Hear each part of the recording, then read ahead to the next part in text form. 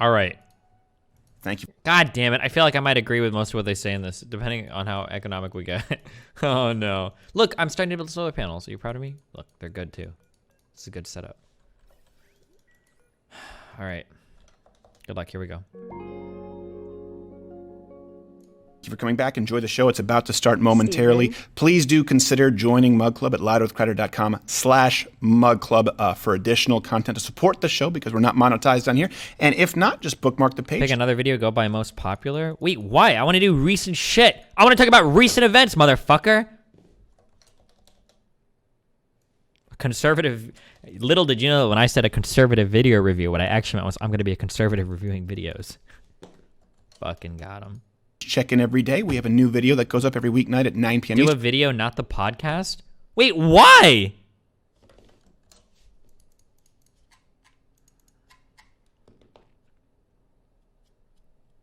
What?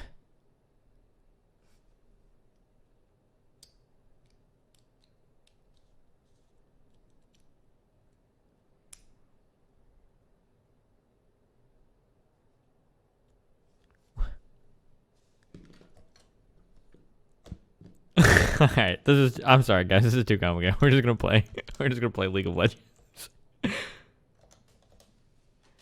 Okay, stop. We're gonna watch this. We'll see how it goes. Then we'll go to the next one. Chill. Eastern. Also, Crowder Bits is another YouTube channel where you can find sketches. I think this is going to be a good one. I have no idea. Watch for yourself. How about that for a teaser? Louder with Crowder Studios, protected exclusively by Walther. And Betty. It's 1 hour. How long are you? What is the cap supposed to be on time? What is the? Okay, hold on. We'll pull it.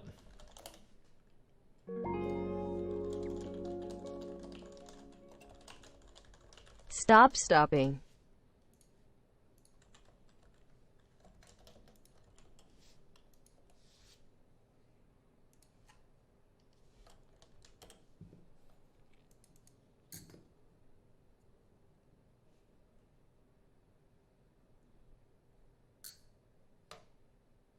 Yeah, like, what do you guys want me to find, like, 2-minute clips of, like, random conservative clips? Like, oh, this guy said minimum wage is bad. Dumb. Next video, like.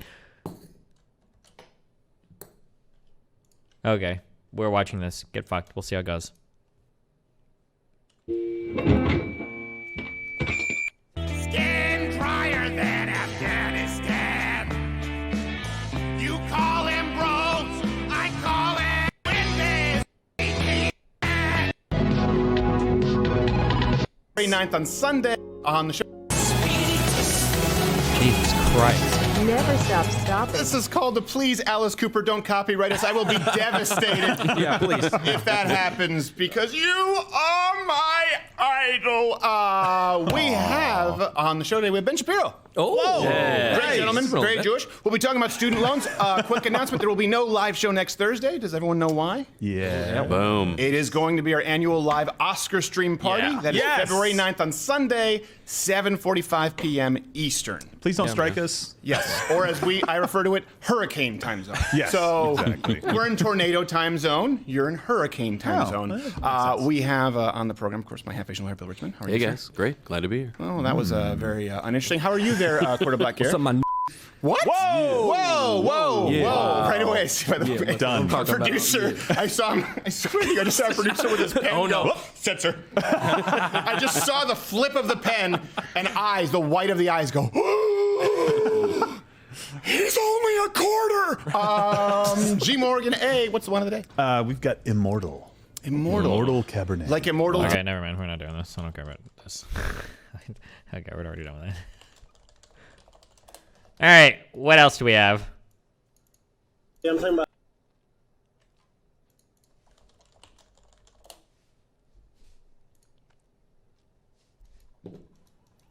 It's been brought to my attention that many of the Male privilege is a myth. Change my mind. 3rd edition. A predator? Is this okay? It's an hour and 30 minutes, guys. Is that okay? It's really long.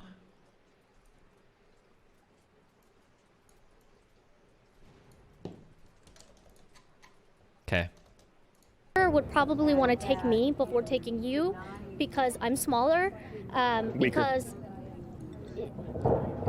Okay, Okay, if you want to use that term. Time for the latest installment of Change My Mind, where we rationalize our positions on controversial issues. This time, we set up shop at the Dallas Women's March to take on the topic of male privilege. This is Too Short Change video. Pepe laugh. Privilege. Your three boys have hit the American trifecta of privilege. They are white, straight males. Yeah. Women are sent off to college with rape whistles, while men are not. Women who have to take extra care walking down a street to be safe. You know, it's a sort of invasion of boundaries of women that men do not experience. What can men do leaving here? Be better.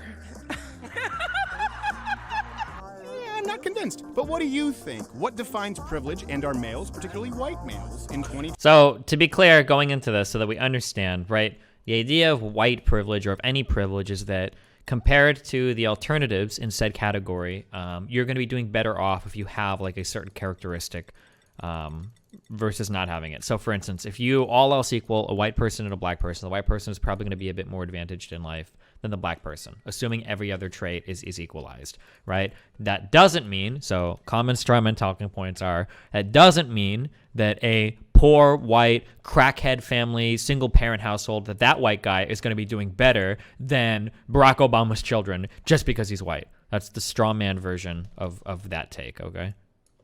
20 more privileged than anybody else. Let me know in the comment section. Now, I should note we did have a few disturbances, namely violent assaults from two transgender individuals. But you can see more on that if you click the video in the box above. On to our first productive conversation with a locked and loaded Amari. Men of quality support women's equality. All right. Your name is Omari. That's right. What's going to see your other sign? Sure. Your hate does not make America great. That's right. Well, I think we both agree. No hate would make a country great. That's right. But that doesn't mean that anyone who votes for Donald Trump is hateful, does it? That's true. It doesn't mean that. Okay, good. All right. Because, a lot of these, that's why we sit down and do this, to try and cut through the sound bites and signage so we can actually have a conversation. Yeah, well, I appreciate that. Thank you. I appreciate you sitting down. Well, so I don't know how familiar you are with kind of what we do. Not at all. But okay. I do. So let me brief you with that. But we did have this instance where yes, you were saying if you I don't should have let my white kids privilege. have access to YouTube. Do you have any videos that go over why you should or should not? Nope. I hear you talk about this topic often, but have not heard reasons. I mean, let them watch their shit and then just monitor it, okay? Good luck. The sign saying there's no such thing. I think it's male privilege. Right. Oh, sorry, I mixed them up. Does white privilege not exist also? Well, today we're talking about male privilege, but do you think you have male privilege? I do, actually. Okay. And I think they're the same, root cause, which is the people that have the most power. So let's talk about that. So this is kind of what we do with the Change My Mind. The idea is to not be a bumper sticker slogan or just a sign. It's the opportunity to rationalize our positions on controversial topics. Oh, okay. I do not believe that male privilege is a thing. Are you saying that you're? So if I can just finish my point. Sure. Yeah. I don't believe that male privilege, as it's presented, particularly from the ilk of folks who are here today, is a thing. Okay. I don't believe that we live in a rape culture. If you disagree with me, you are more than welcome to change my mind. So it seems that we can start with male privilege. Yeah. Okay. But also, are you saying that this whole setup isn't to just prove you're right and prove the other side wrong and increase your viewership? Well, I don't know. You. So the problem that this guy is already making is like, these are worthless things to try to say. Like, even if that was Crowder's point, you can't prove that. So like, why would you even say that? Like, this is like just rhetorically, the black guy, I'm gonna call him the black dude, fuck off, is like already completely fucked. He's no idea what he's doing, but okay. You present your argument and we'll see. Wait, so no, I'll let you talk. Set everything up. So is that not the goal for you? No, the goal is for everyone to see something that's unedited and not a cable news sparring match. Yeah. So none of this will be edited. Everything that you say will 100% air. All right. And I won't interrupt you or cut you off. Wow. So you're more than welcome to change my mind. All right. And it's Cooper. Crowder. No, Cooper was the other gentleman we spoke with. Crowder. I just said utter. Like I'm a hello mother, hello father. All right, Crowder. So let's do this. Good. I appreciate the candor too. Oh, great. The positive setup you got going on. Yeah. So I don't know if that's sarcasm privilege. or not. I don't know. No, not at all. Okay, cool. Yeah. So male privilege. Let's I don't get think in it's a there. real thing. Male privilege. Yeah. Well, the fact that you got where you are and you've got this power, you know, a woman could have done it, but it would have been a lot harder for her. Right, this is a bad. This is all just going to be bad college kids. I have no idea what the fuck they're talking about. The fact that you got where you were, it's probably not because he's male. This is. Her. So male privilege is this idea that your life is not. Being a male doesn't mean you don't have difficulty or challenge. Sure. It just means that your gender is not one of the things making your life more challenging. Okay, that was decent. That's like a decent summary-ish. Okay. And that is exclusive to males. I mean, there's all kinds of different privileges, but in terms of gender, so there could be female privilege as well. No, not really. No, I don't think so. Okay, so then how would you? That's no, dude.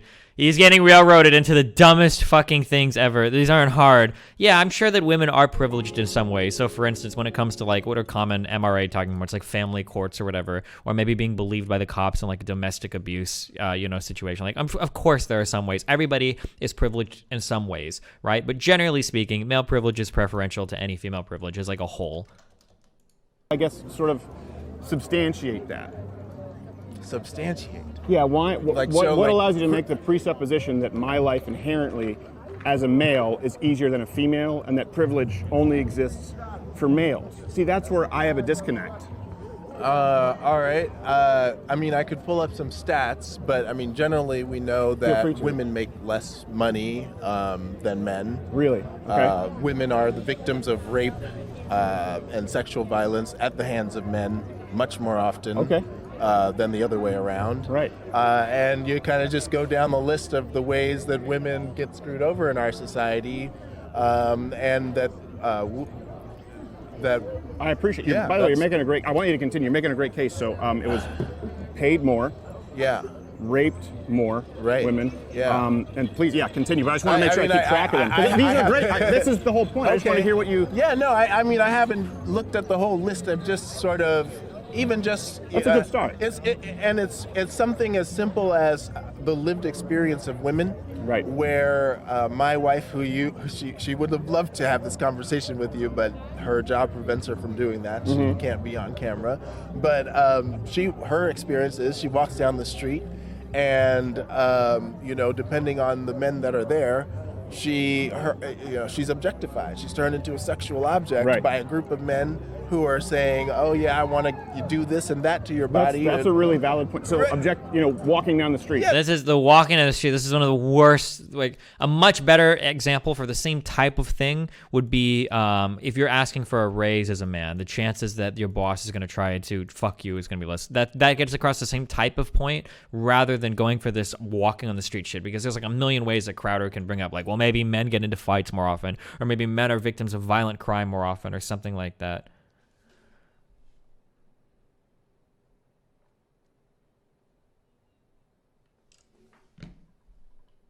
Just not feeling safe in your own skin or feeling like you can be a full human being. Whereas me, I don't have to worry what I wear when I walk out the house. I don't have to worry if I have a tank top that my cleavage is showing and that I'm going to get unwanted attention. Good point. So that's Crowder. You're great. You're great.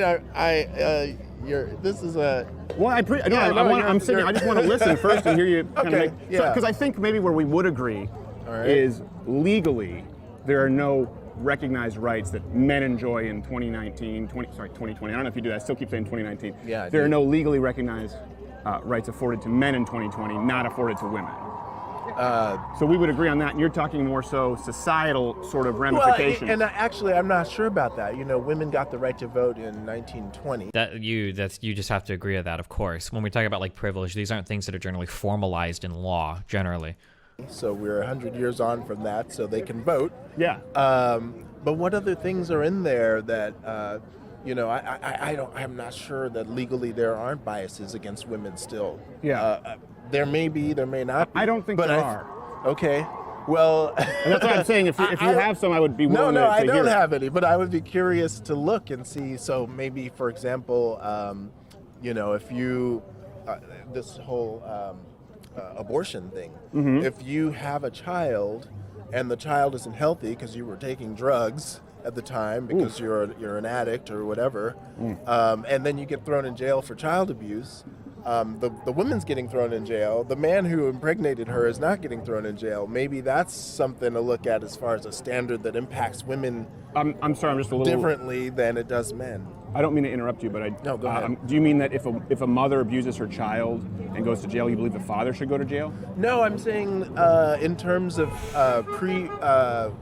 prenatal drug use. And, you know, you have a child born with some or that's not healthy because they were doing drugs. They were doing drugs, or they just didn't get the right prenatal care, and that's considered abuse. I'm not really sure. This guy is totally lost. To be fair, this is hard to do on the spot if you've never had to formally do these before.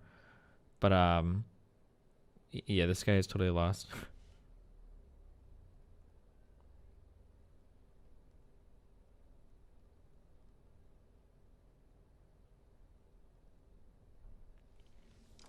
But okay.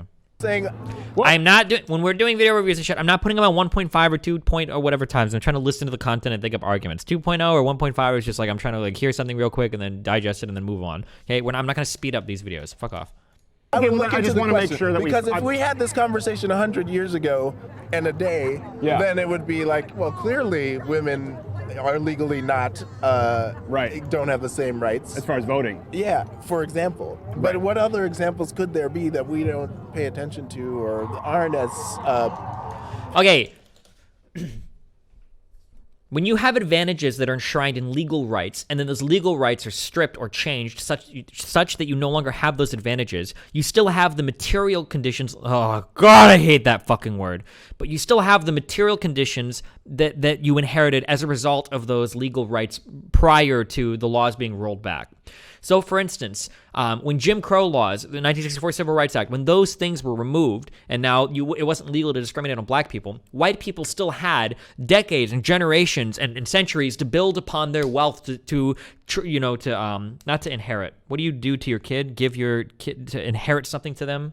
There's a name for that. To pass on to your child or whatever, right? You still have those generations and generations of unearned advantages that the children are getting just because their parents were white, right?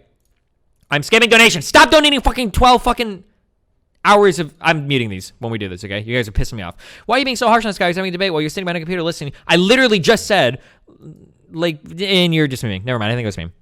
Don't sidetrack me, okay? Yes. If you exist in a system that legally prefers you, then you have the ability to endow your children with things that other people that weren't privileged in that system didn't have the ability to do. Right?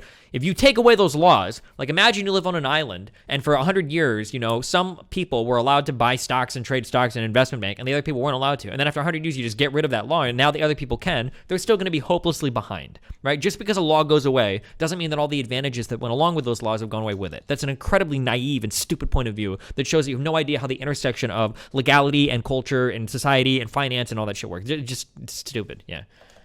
Pivotal as the right to vote. So I want to make sure that I understand too. You brought up the idea of women are raped more often. Yeah. The idea that women are paid less, being able to walk down the street. And I just wanted to see where we find common ground. Sounds to me like today we probably agree that it's not really a legal issue as far as rights afforded. You're talking more about societal issues, which I think is a valid point. Right. I think it sort of discredits the argument. Person issue, really. Yeah. It's like, how do we treat our neighbors and our friends or people we don't know? How do we treat our women? Yeah, I think it's really important. Yep. Before we get to those, I know you mentioned women getting the right to vote. How did that happen?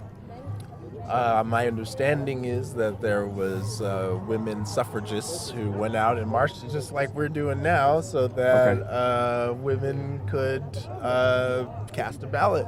Right. And was that most women? That did that? Yeah. I don't think most women were out there, but I don't know. Okay. I wish I were as good at... Do you know? Well, I'm questioning because I don't understand. Like you were saying that men obviously were in positions of power as when you first sat down. Yeah.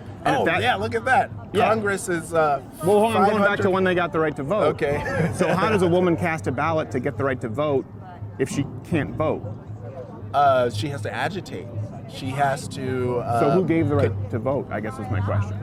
Who gave them the right to vote? Who switched the law so that women could vote? Well, the men in power must have decided that they should do that. Yeah. Good for them. Progressive men at that point. I don't know if I could... This is a ludicrous point. If I enslave a race of people for 100 years and then 1 year later I unenslave them, that's not a pro for me, right? You don't get props for not oppressing somebody. That's not like a tally in the positive part of your report card. Like, 1964, stopped illegally oppressing black people. Like, no. This is literally, Hitler was the best person on the planet because he killed Hitler. It's that tier of argument. Pat them on the back. I mean, it should have been done. It should have been like the. Well, someone had to do it. Don't deserve a pat in the back at all? No, you don't. If you give infinite power to yourself over another group of people, and then at one day you decide, okay, fuck it, I'm going to stop being abusive with my power. I'm going to stop IP banning everybody that puts a question mark in chat for League. That's not like, oh, good job, man. You mean you that had afforded yourself all the power decided to let somebody else into the fucking club? Good, fucking good on you, dude. Good, congratulations. Like, that's not how that works. Of course not. Fuck, I wish I could get in on one of these fucking Crowder change my minds. Ugh. Did not have to say that women were inferior in the first place to not be able to vote. So that's why. And those were the men that started it. And those men should have fixed it before it became a problem. Sure. So we just did as men what we should have done in the first place. Right. So I don't know if we get any special kudos for. Not but the men who passed. That's what I don't know if they get any special kudos for doing. Does he post when and where he's going to do this? When someone does something right, they should be praised for it. I don't know about that because okay. Something right. You're righting a wrong. Yeah, so, I think that people should be praised for doing that. I'm not sure. It sounds to me like you're trying to right wrongs today of social justice, no? Yeah, I am, but I don't want to be patted on the back for doing what I should be doing. I want to lift up the people that are being oppressed. Sure. And when they step up, and I'm supporting them, they deserve the credit for the change that they forced us to make on their behalf. That's what I agree. Not that it's bad that these men I think all of them deserve the praise. I think it's a good thing. I think it's a good thing. For example, I think people. I think the fact that Abraham Lincoln signed the Emancipation Proclamation should have been done much longer before that. Yeah. But I think that that's a good thing. Yeah. And I think that at the time, that's a good point. I think that we appreciate Lincoln for that. Like that. Yeah. I certainly appreciate it. Well, those are good points, though. Those are good points. Again, even Lincoln, I don't say, oh, what a great man. If he didn't exist and he hadn't done that, like, I could still be. Okay, let's deconstruct this little rhetorical trap. This is complicated. So, the original claim that this guy made was that there were laws that made it illegal for women to vote. Crowder asked, well, how did those laws get changed? Now, what Crowder's looking for is Crowder's looking for him to say, well, men changed it, right? The guy actually gave a better answer than that, which was good. Women suffragists. And then Crowder, again, he's doing a dialogue tree. He's trying to railroad him down a certain argument, probably because he's rehearsed all of these beforehand, so he doesn't get embarrassed when he goes to these. So, and Crowder asked him after, he says, oh, okay, well, how did those women suffragists get the right to vote if they couldn't vote on a ballot? He's trying to get the guy to say, well, men voted for it. And then the guy actually intelligently responds, well, they did agitating, right? In order to encourage people to change the way they vote, other men. And then finally he says, well, who finally voted? And it was men. And he's like, well, don't those men deserve some credit? Well, no, not really. I mean, I guess they get a little bit of credit for casting the vote, but the brunt of the movement was actual suffragists that were actual agitators that did this. But now that he's railroaded him into this idea where he's basically, he's cleverly trapped the guy into saying that, well, men ended men's oppression of women's suffrage, therefore it undoes all of those wrongs, and men should get the credit, is basically where this guy's at now. He's trapped here.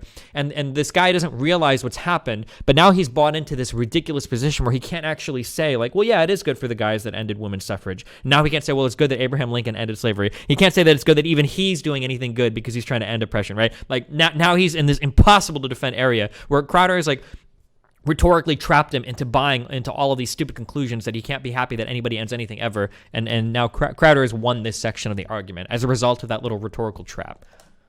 In chains right now, so of course I appreciate it, but I don't want to. Or if you were born in Africa, you could still be in chains right now.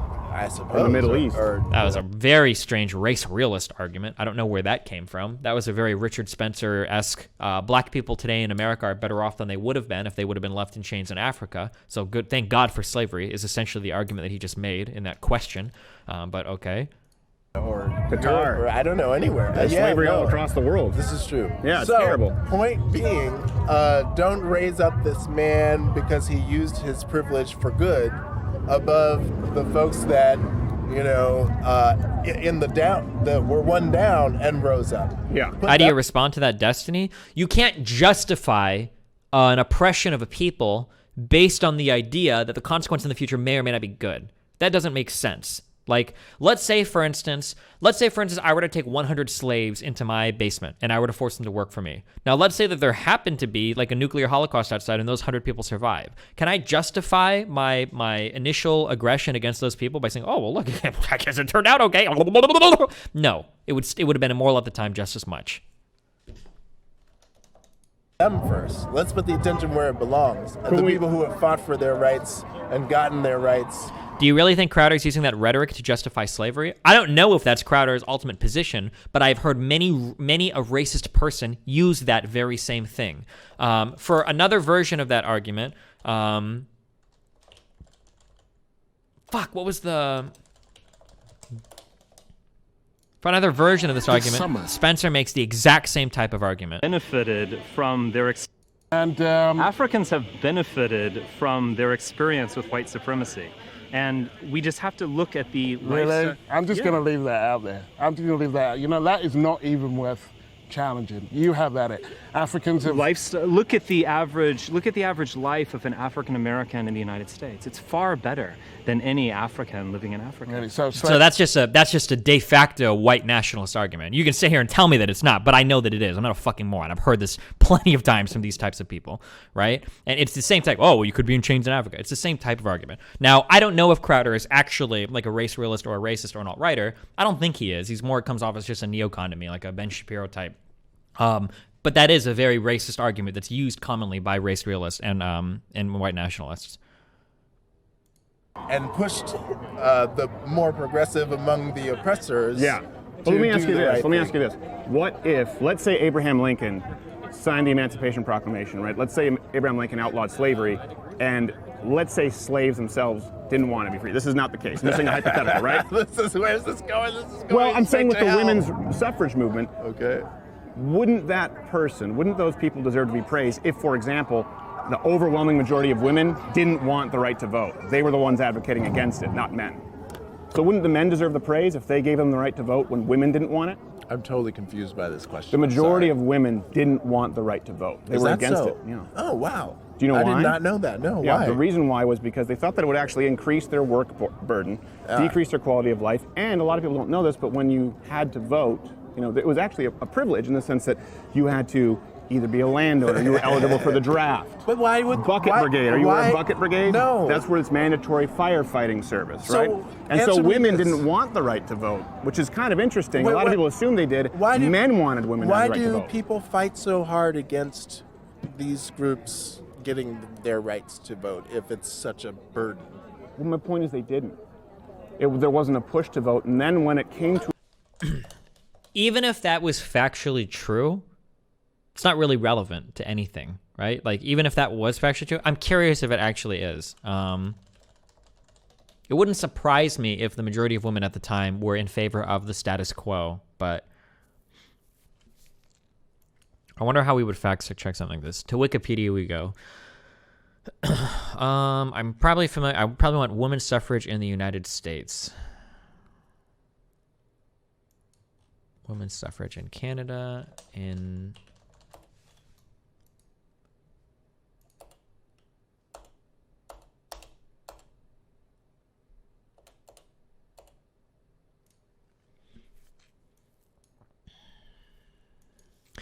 Women's suffrage in the United States of America, the legal right of women to vote, was established over the course of more than half a century, first in various states and localities, sometimes on a limited basis, and then nationally in 1920.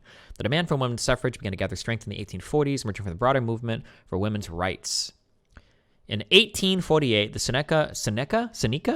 Seneca Falls Convention, the first women's rights convention, passed a resolution in favor of women's suffrage, despite opposition from some of its organizers who believed the idea was too extreme. By the time of the first National Women's Rights Convention in 1850, however, suffrage was becoming an increasingly important aspect of the movement's activities. The first national suffrage organizations were established in 1869 when two competing organizations were formed, one led by Susan B. Anthony and Elizabeth Cady Stanton, and the other one by Lucy Stone. After years of rivalry, they merged in 1890 as the National American Woman Suffrage Association, with Anthony as its leading force. The Women's Christian Temperance Union, which was the largest women's organization at the time, was established in 1873 and also pursued women's suffrage, giving a huge boost to the movement. Hoping that the U.S. Supreme Court would rule that women had a constitutional right to vote, suffragists made several attempts to vote in the early 1870s and then filed lawsuits when they were turned away.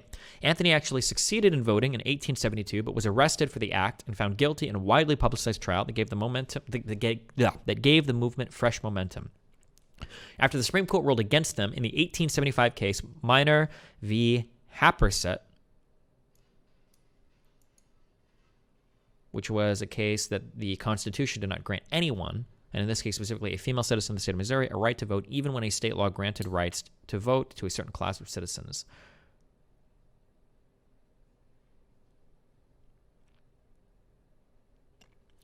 This ruling was based on an interpretation of the Privileges or Immunities Clause of the 14th Amendment. The Supreme Court readily accepted that Minor was a citizen of the United States, but it held that the constitutionally protected privileges of citizenship did not include the right to vote. Interesting. The 19th Amendment, which became a part of the Constitution in 1920, effectively overruled Minor v. Happersett by prohibiting discrimination in voting rights based on sex. Minor v. Happersett continued to be cited in support of restrictive election laws of other types until the 1960s, when the Supreme Court started interpreting the 14th Amendment's Equal Protection Clause to prohibit discrimination among citizenry in voting rights. Okay, so this would be considered a deprecated ruling, basically, right? But okay. Ruled against them in the 1875 Minor v. Happersett, suffragists began the decades-long campaign for an amendment to the U.S. Constitution that would enfranchise women. Much of the movement's energy, however, went toward working for suffrage on a state-by-state basis. In 1916, Alice Paul formed the National Woman's Party, a militant group focused on the passage of a national suffrage amendment. Over 200 NWP supporters, the Silent Sentinels, were arrested in 1917 when picketing the White House, some of whom went on hunger strike and endured forced feeding after being sent to prison. Under the leadership of Carrie Chapman Catt, the 2 million-member NAWSA also made a national suffrage movement to stop it. 2 million member movement in 1917. 1917 population United States. The population was about 100 million people. So that 2 million movement, 2 million person movement would be about the same as like a 7.5, I think, right? Or 6.5 million movement thing. Yeah.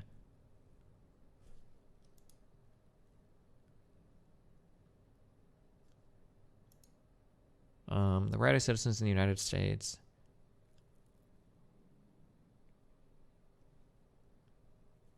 Let's see. National history. Early voting activity. Emergency women's movement. Early backing for women's suffrage.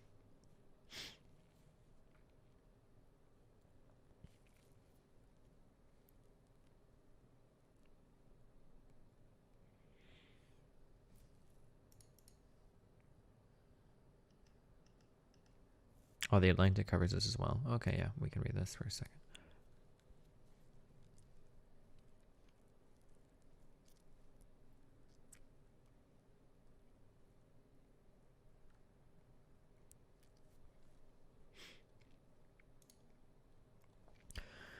Opposition to women's suffrage. Brewers and distillers, typically rooted in the German-American community, opposed women's suffrage, fearing, not without justification, that women voters would favor the prohibition of alcoholic beverages. During the 1896 election, women's suffrage and prohibition stood together.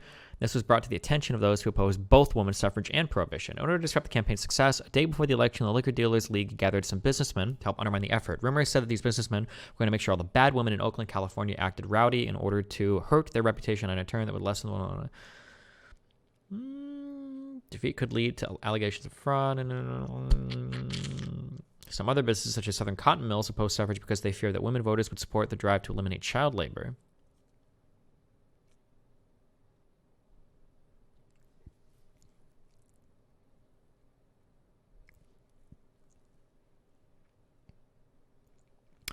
Women against suffrage. Anti-suffrage forces, initially called the Remonstrants, organized as early as 1870 when the Women's Anti-Suffrage Association of Washington formed. Widely known as the Antis, they eventually created organizations in some 20 states. In 1911, the National Association Opposed to Women's Suffrage was created. It claimed 350,000 members and opposed women's suffrage, feminism, and socialism.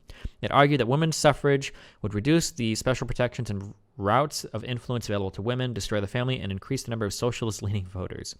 Middle and upper-class anti-suffrage women were conservatives with several motivations. Society, women in particular, had personal access to powerful politicians and were reluctant to surrender that advantage.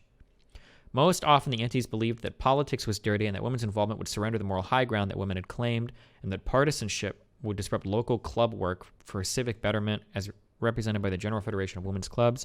The best organized movement was the New York... It's credo settlement...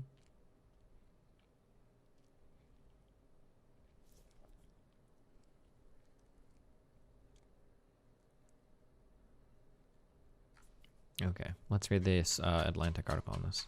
Oof, this is a read, boys. In 1895, the women of Massachusetts were asked by the state whether they wished the suffrage. Of the 575,000 voting women in the state, only 22,204 cared for it enough to deposit in a ballot box an affirmative answer to this question. That is, in round numbers, less than 4% wished to vote, about 96% were opposed to women's suffrage or indifferent to it. That this expressed fairly well the average sentiment throughout the country can hardly be questioned. There may be some western states in which the proportion of women who, for one reason or another, desire the suffrage is somewhat larger. On the other hand, there are southern states in which it is even less. Certainly, few men or women will doubt that at the present time an overwhelming majority of women are either reluctant to accept the ballot or indifferent to it.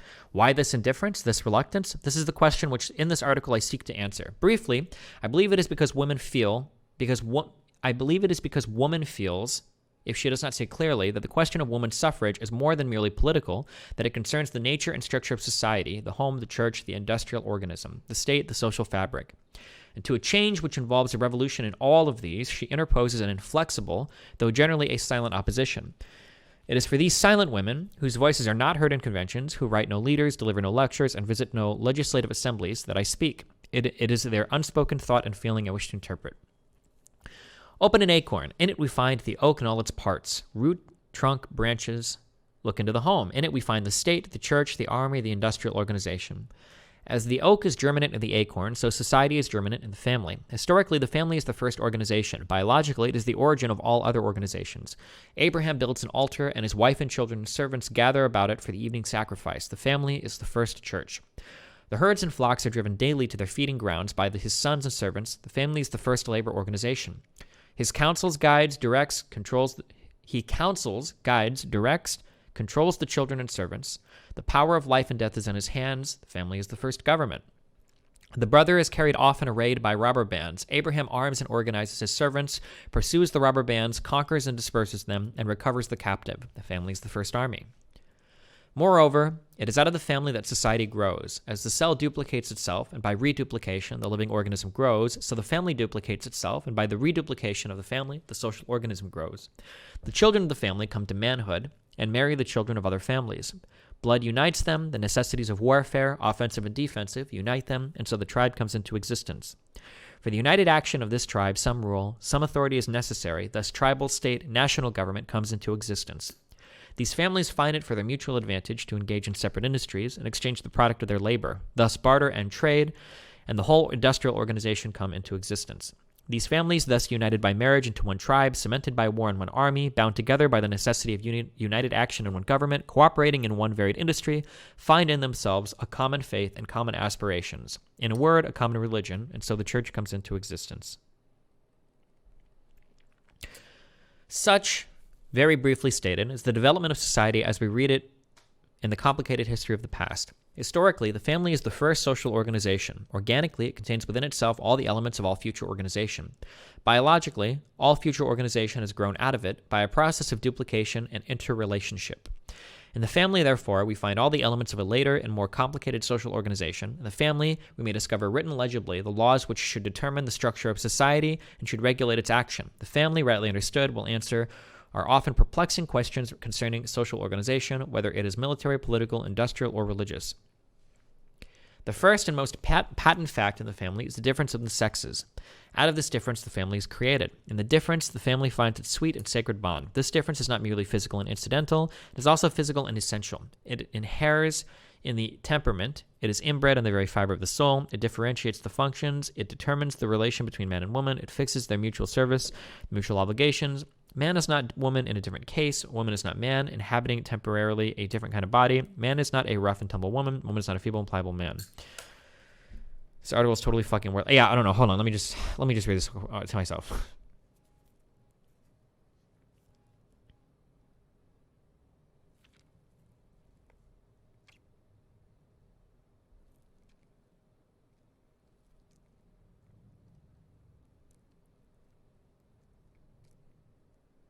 This is an article from 1903? Oh, wait, what the fuck? Why the... Holy shit.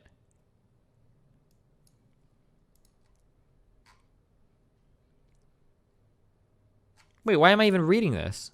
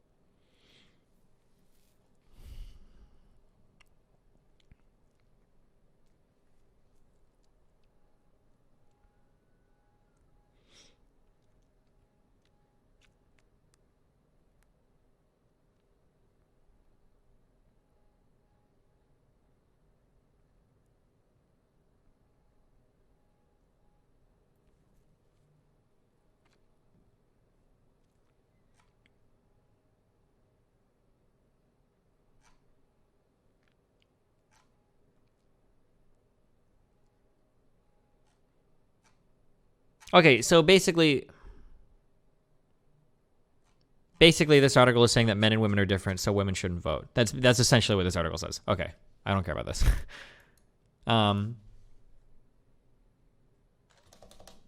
Okay, back to the video. To a vote, most women didn't want it.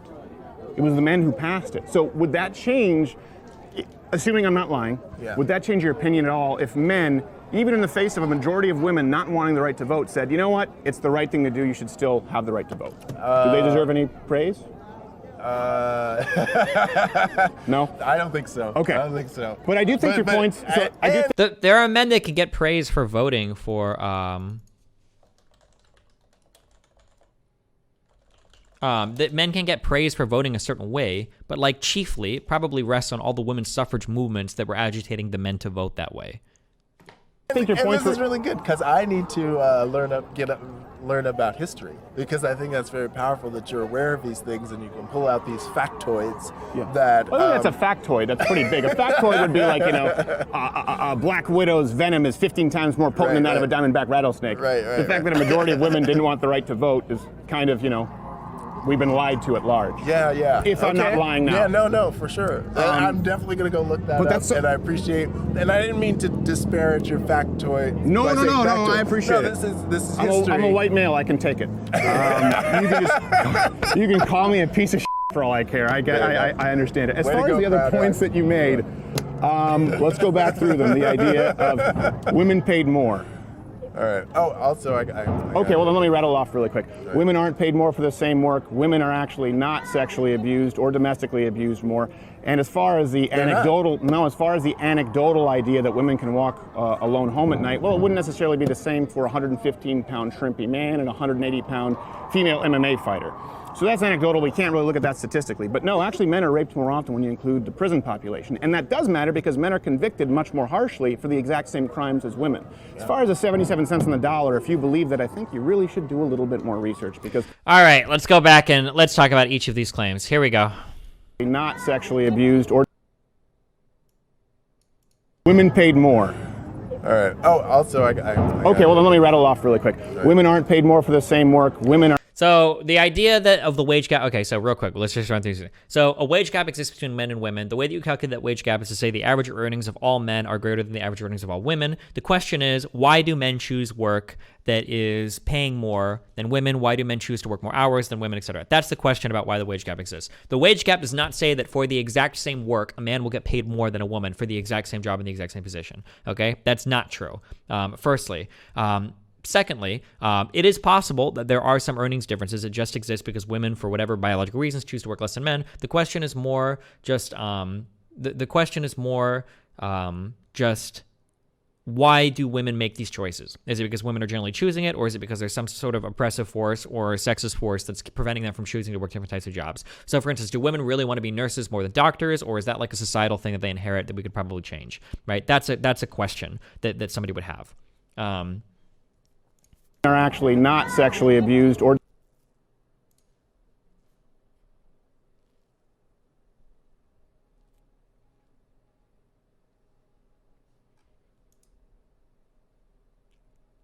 Oh, no one is going to type this in. Jesus Christ.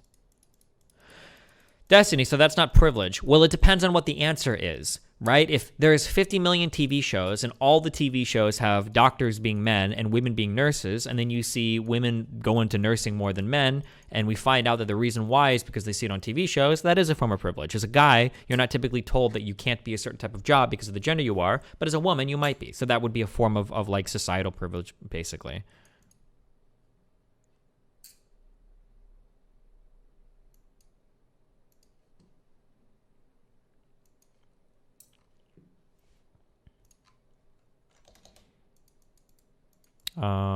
Okay.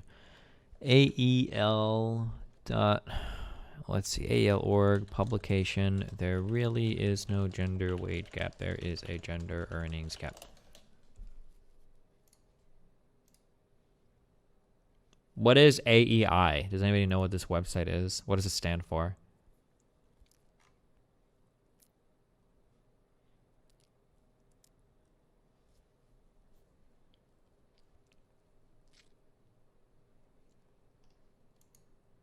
The American Enterprise Institute. Is this like a good meme or?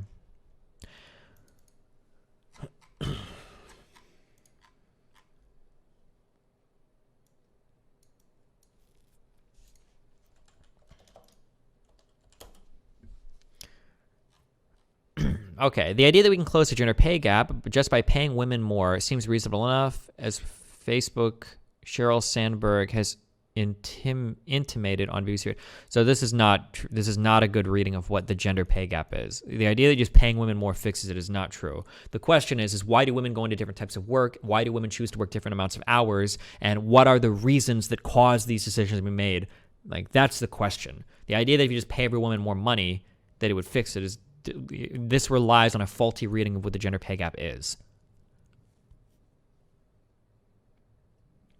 The gender pay gap does not exist because men and women are paid less for the same jobs. It exists because men and women tend to do slightly different jobs. When equal jobs being done out there is reached, then we will have gender pay parity. Because as before, we already have the same pay. Yeah, this is wrong, or at least an incomplete understanding of the issue.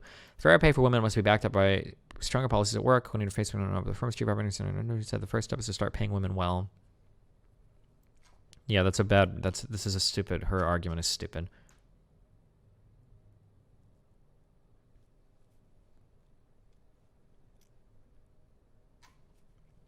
But okay. Domestically abused more.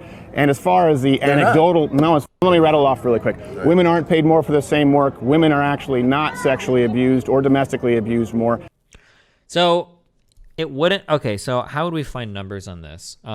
Sexual abuse victims, men versus women.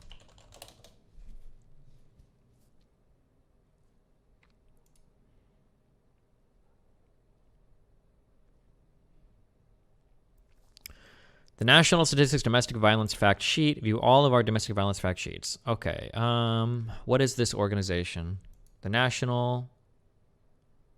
nation's leading grassroots voice in domestic violence. Does anybody have any idea if this is reputable? The National Coalition Against Domestic Violence mission is to lead, mobilize, raise their voices.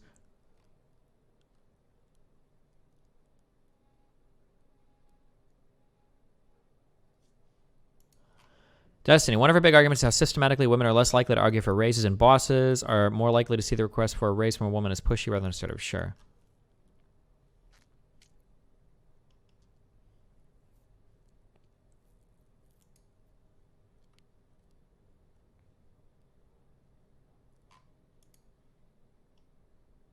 Wait, what? No way.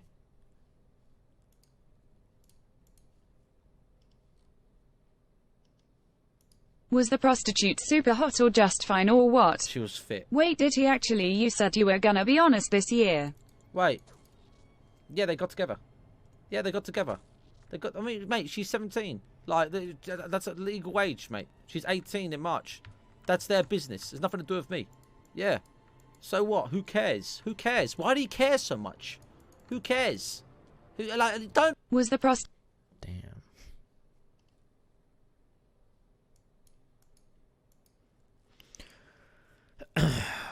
On average, nearly 20 people per minute are physically abused by an intimate partner in the United States. During 1 year, this equates to more than 10 million women and men.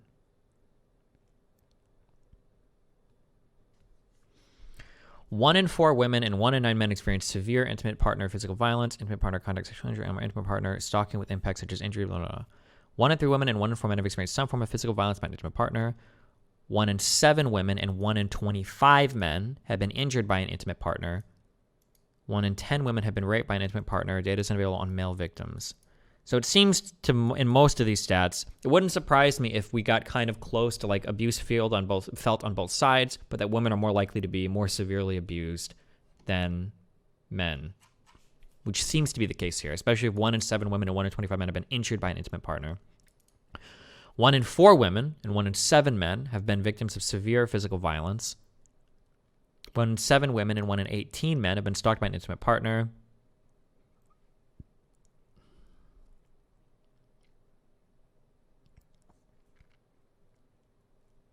One in 5 women and 1 in 71 men in the United States have been raped in their lifetime.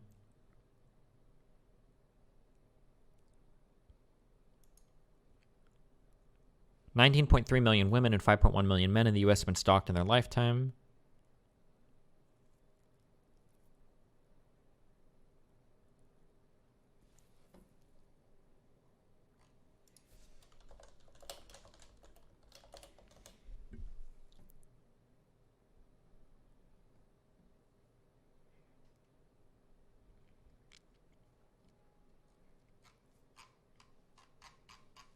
Okay, I'd be interested in seeing if there's data out there that actually supports.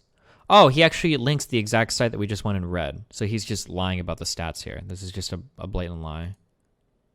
For all I care, I understand it. As far as the other points that you made, let's go back through them. The idea of women paid more. All right. Oh, also, okay, well, then let me rattle off really quick. Right. Women aren't paid more for the same work. Women are actually not sexually abused or domestically abused more. And as far as the anecdotal idea that women can walk alone home at night, well, it wouldn't necessarily be the same for a 115-pound shrimpy man and a 180-pound female MMA fighter. This is just deductively not good because the average man is going to be larger than the average woman. The average man is going to weigh more than the average woman. The average woman is not a 180-pound MMA fighter. The average man is not a 115-pound shrimpy man. So that's we don't even need to look up stats. You just know that that's like just a very unsound argument. The premises are just very flawed there. Pound shrimpy man and a 180-pound female MMA fighter. So that's anecdotal. We can't really look at that statistic. Unless Steven Crowder wants to make the argument that men and women are the same and there's no difference between the sexes.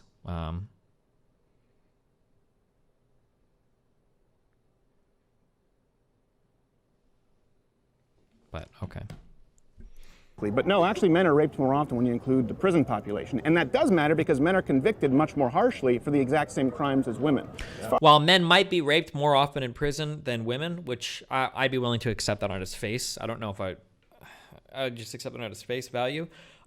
There's a huge difference between saying that like you could be raped in prison versus you could be raped in your day-to-day life, right? Like prison rape is definitely something that should be fixed. It's really fucked up. But like saying that feeling like you could be abused or raped or domestically assaulted or whatever in your like day-to-day life is far scarier because you haven't like, yeah.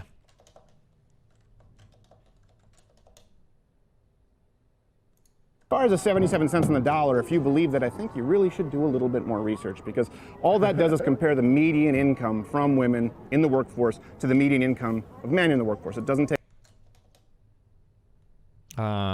We've done this.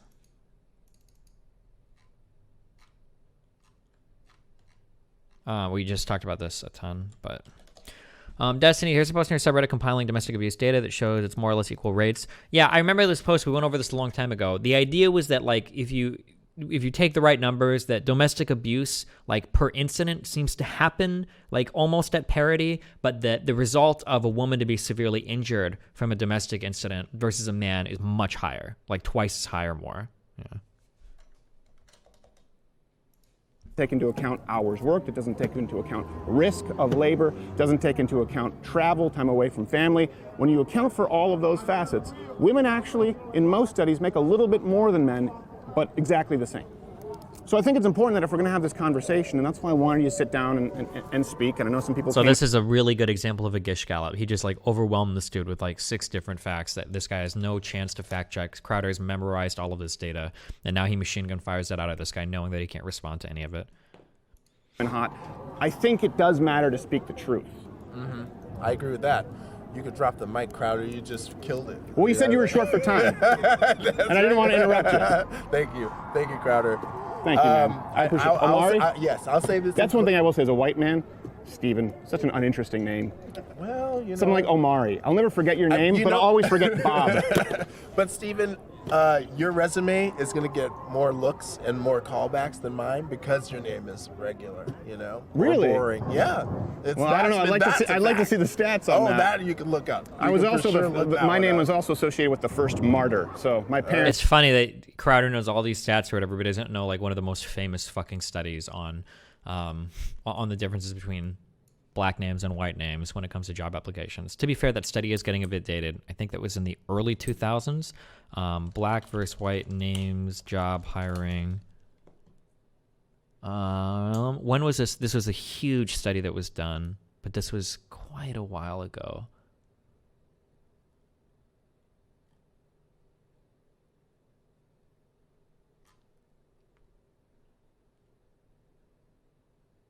Are Emily and Greg more employable than Lakeisha and Jamal? I think this was the one. This is the huge one that everybody...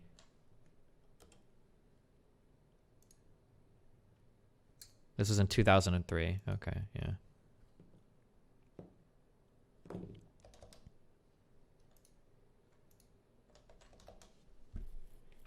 I heard some new memes that there were new studies that show that sentiment has changed. Let's go read... Let's do that real quick. Racial names, no impact, job hiring study. Fuck.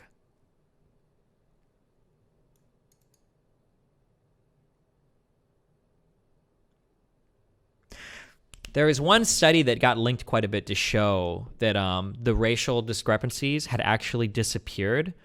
But when you actually go in and you read the methodology behind that study, it was hilariously fucking flawed. The names, that basically what they did was they gave everybody white-sounding first names, and then they gave them black-sounding last names, but not really. And they said, oh, look, there's no difference. So, like, a black person's name might be like Emily Washington or something like that, and like, this is our black name, and look, they accept it. Was really fucking stupid the way that they did it. I wish I could find this study. If anybody knows exactly what I'm talking about, but it's like it was a ridiculous. The methodology was ridiculous with how they did it. Like, it was so stupid. And the black name as well. It was like James something. It was like. Fuck. Does it not say sentiment has changed? Wait, where?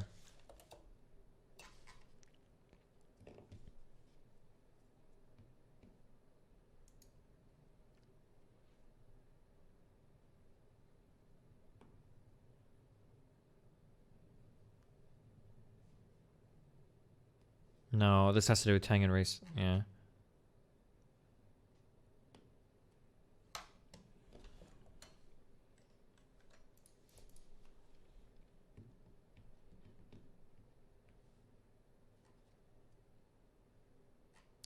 fuck. I wish I could find. I don't know. There's one like really common one that gets cited by people, but I'm not gonna. Fuck. I won't be able to find it now. Whatever. Maybe he'll mention it later. Parents weren't necessarily destining me for greatness with that one.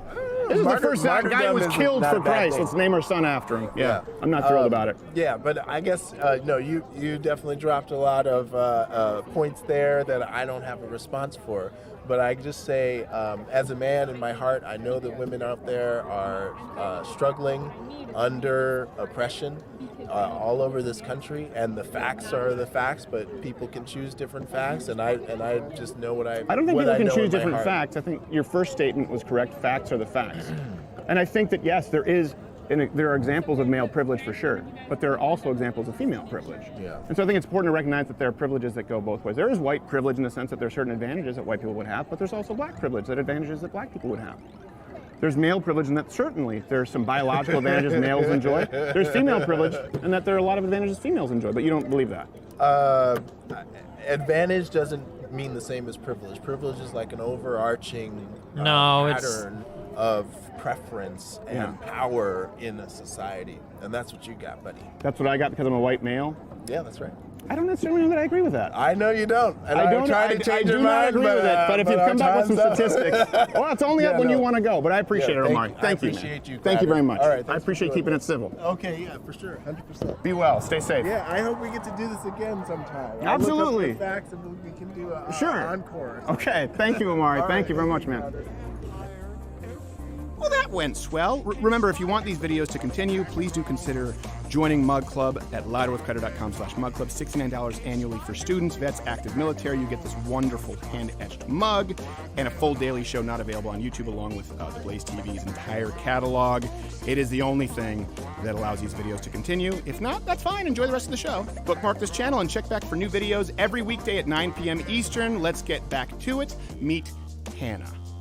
Male privilege is a myth. It's not a real thing as it's been presented here today. If you disagree, you're more than welcome to change my mind. Also, and then remember, like, different types of people can have different types of privileges. Like, there might be some neighborhoods that a black person could walk into that I couldn't, or like maybe as a fucking rapper or basketball. Like, there might be some areas where like different people that we would think of as traditionally disadvantaged might be advantaged. That doesn't mean that like overall we would say that this is an advantaged person, though, right? Or overall this is a disadvantaged person, right? Yeah. Male privilege, as in that men have more advantages than women do. Okay. I mean, of course. I mean, sexism exists in every like tier of our society in every way. In terms of employment, women still get paid for the same position, for the same work.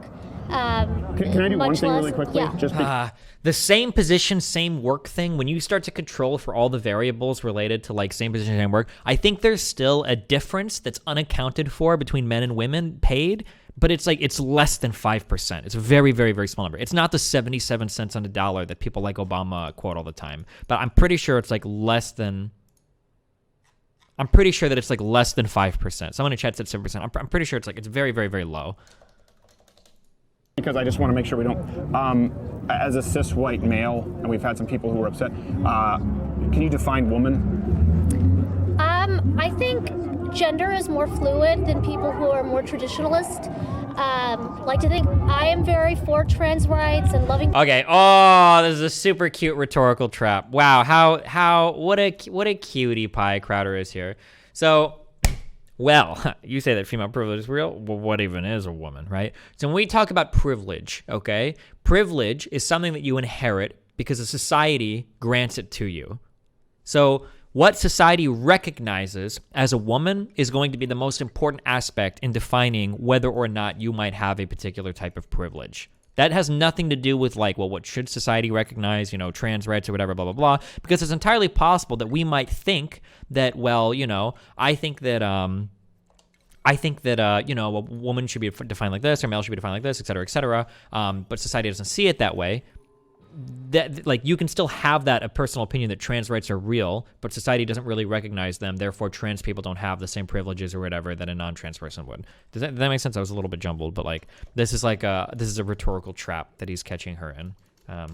This is a really hard one to wiggle out of on the spot if you've never thought about this before. trans people and wanting them to live their fullest lives like safely. I define gender as what you identify with.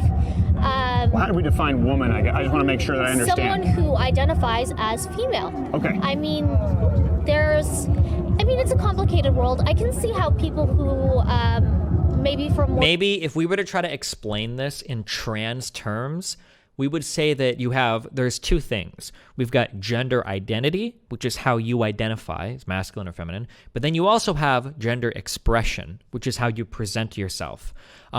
Typically, if we were to talk about privilege, we would be talking about like female gender expression privilege. That would be like more precisely what we would be talking about if we wanted to make this fit under like a trans analysis, basically. That gender expression is the gender with which you present yourself to society and how people perceive you. More traditional societies, like my parents are from Ethiopia. Even though they're progressive, like politically and socially, certain things are kind of difficult to wrap your mind around, and that doesn't make you a bigot necessarily. Sure. But I'm very for trans rights. So when you are talking about sexism or systemic advantages toward men not afforded to women, you are also including trans men to women. Trans women have their own issues. I mean, trans people are beaten up, attacked, killed in the streets simply for being who they are. I mean, I am terrified for them, to be honest, particularly in communities that may not be as educated, may not have as much exposure to people like them. Okay.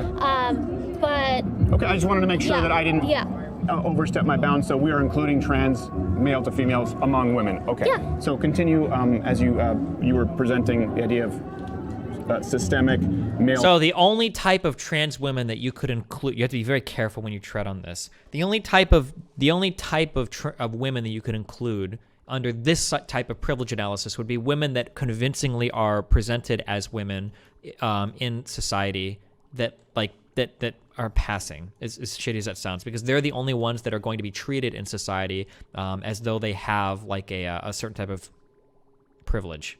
If that makes sense. Like, for instance, like let's say that women were more likely to be sexually harassed at a workplace. You probably have a less likely chance of being harassed if somebody perceives you as being a trans person, to be harassed in like a sexual predatory type of way, depending on exactly what we're talking about, if that makes sense. Privilege. Non-past trans women are more at risk for violence. Yes, that's true, but that's because of trans issues, not because of women issues, if that makes sense. I think the whole idea that women have their role in the home and that they don't belong in the workforce, they don't belong in positions of leadership, I think that has been dismantled to a large extent. Sure. But there is very much still the idea of, women. That's a good thing? Of what? The idea that women shouldn't necessarily be in the home? I think the wave of feminism that I see and I understand that most young people around my age accept is that women can do whatever they want to do, and that's what I believe. If a woman wants to be a stay-at-home mom, great. If a woman wants to be a career woman and never get married, phenomenal. I think women should do what makes them happy. People should just do what makes them happy. I would agree with all that, except if she wants to be a career woman and not get married, phenomenal. I think it's her choice. I don't think it's a good one, and statistics would bear that out. But I agree. I think feminism, if I'm not mistaken, if we both agree, is women making the choice. I think people, in general, if you're not breaking any laws or hurting anyone, you should do whatever you want. You should be allowed to do what you want. As long as, under those parameters. Yeah. I agree with you. I also think, going back to the idea of like basic feminism. Well, the idea is male privilege. So I guess I think we need to talk about one more thing when we talk about the two genders and their relationship. We need to talk about race and feminism. A lot of the times, black women feel disheartened by mainstream feminism, or what they call white feminism, because the statistic, they bring us a statistic about women make this number cents to every dollar. And black women make even less. Yes. So and I think Hispanic women make less as well. And Native American women. We always forget Native Americans. Sorry.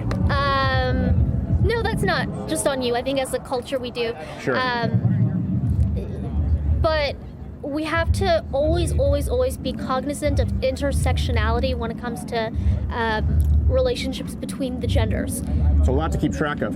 So let me, I guess, try and laser in on some points so we can find out where we agree. Jalen realized that Crowder's just like taking shots at her like on every little fucking needle. Yeah. You talked about systemic discrimination and male privilege. That's kind of what obviously is the catalyst for this conversation. Can you point to any single right in 2020 afforded to a man not afforded to a woman? Before we get to societal, because I would agree with you, but legally speaking. No.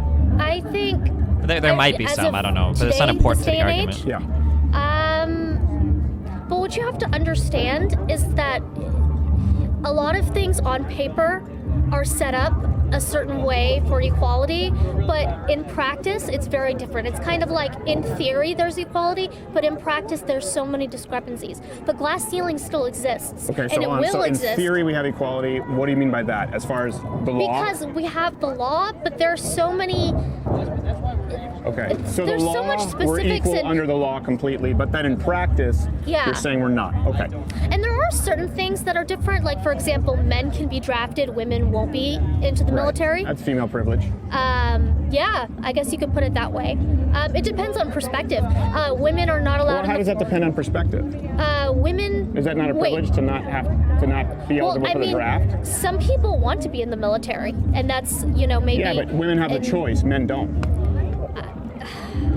It's complex. For example, in Iraq, women are not allowed in the front lines of combat. Sure. Despite having all the training, being decorated officials in the army, they are not allowed to. And also, They're also not allowed to talk back. In the army. In Iraq.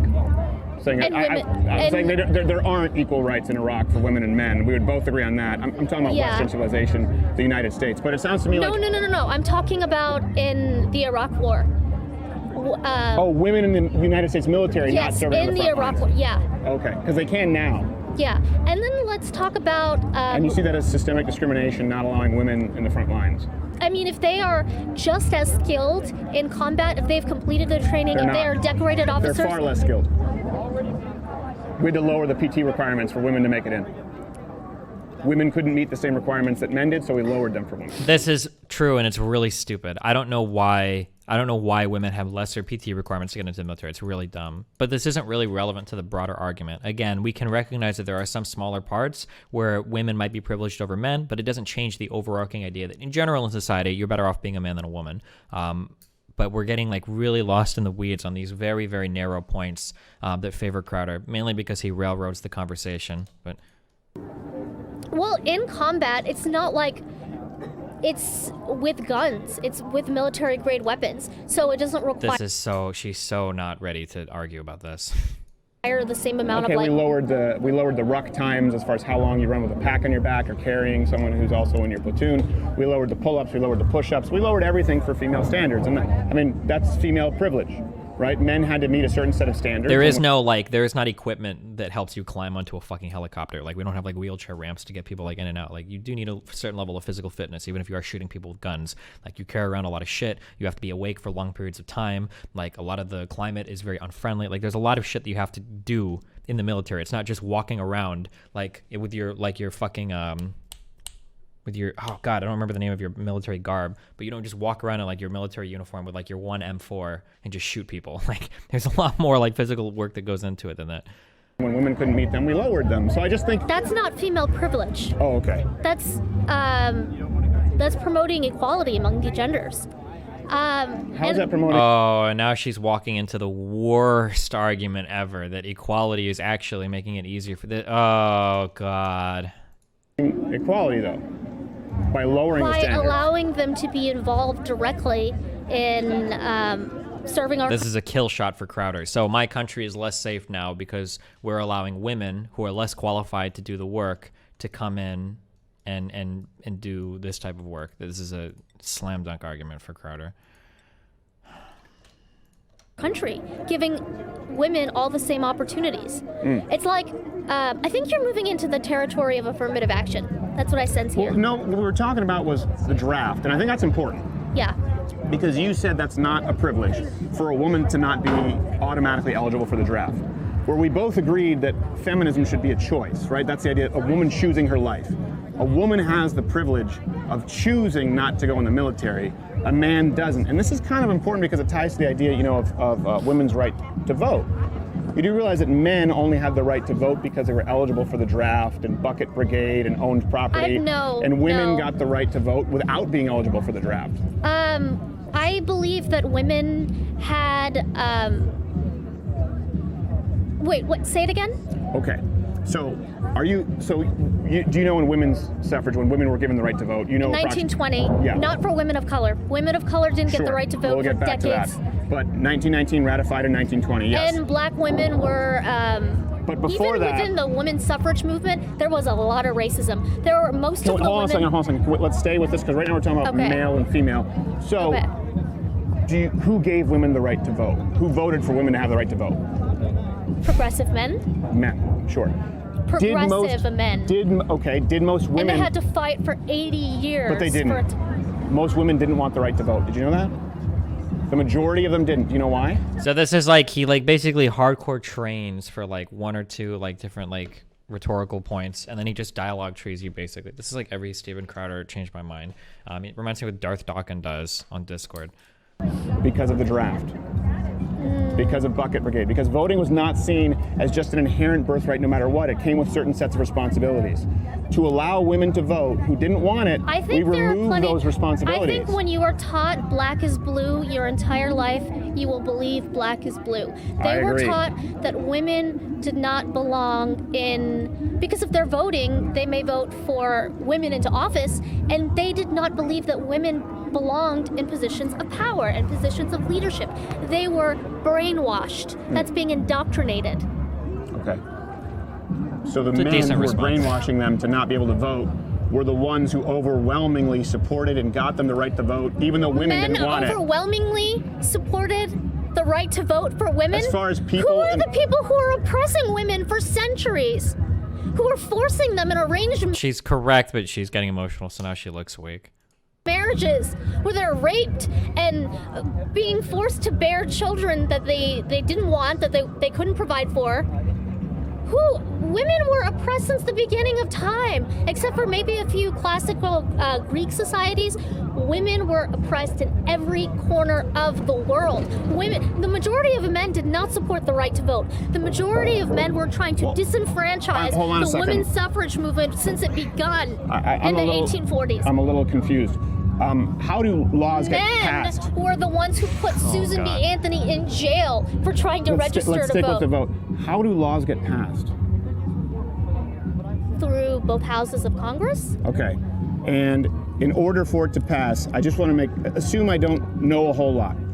Does it require a majority to vote it in? Yes. Okay. And was that majority back then, would it have comprised of men?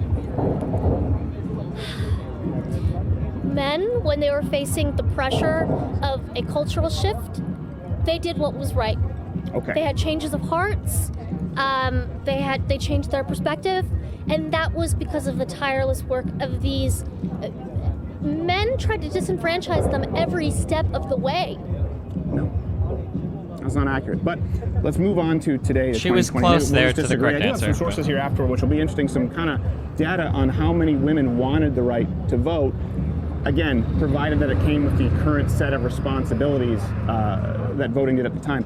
But we go back to today. We both agree there are no legally recognized rights afforded to men, not to women.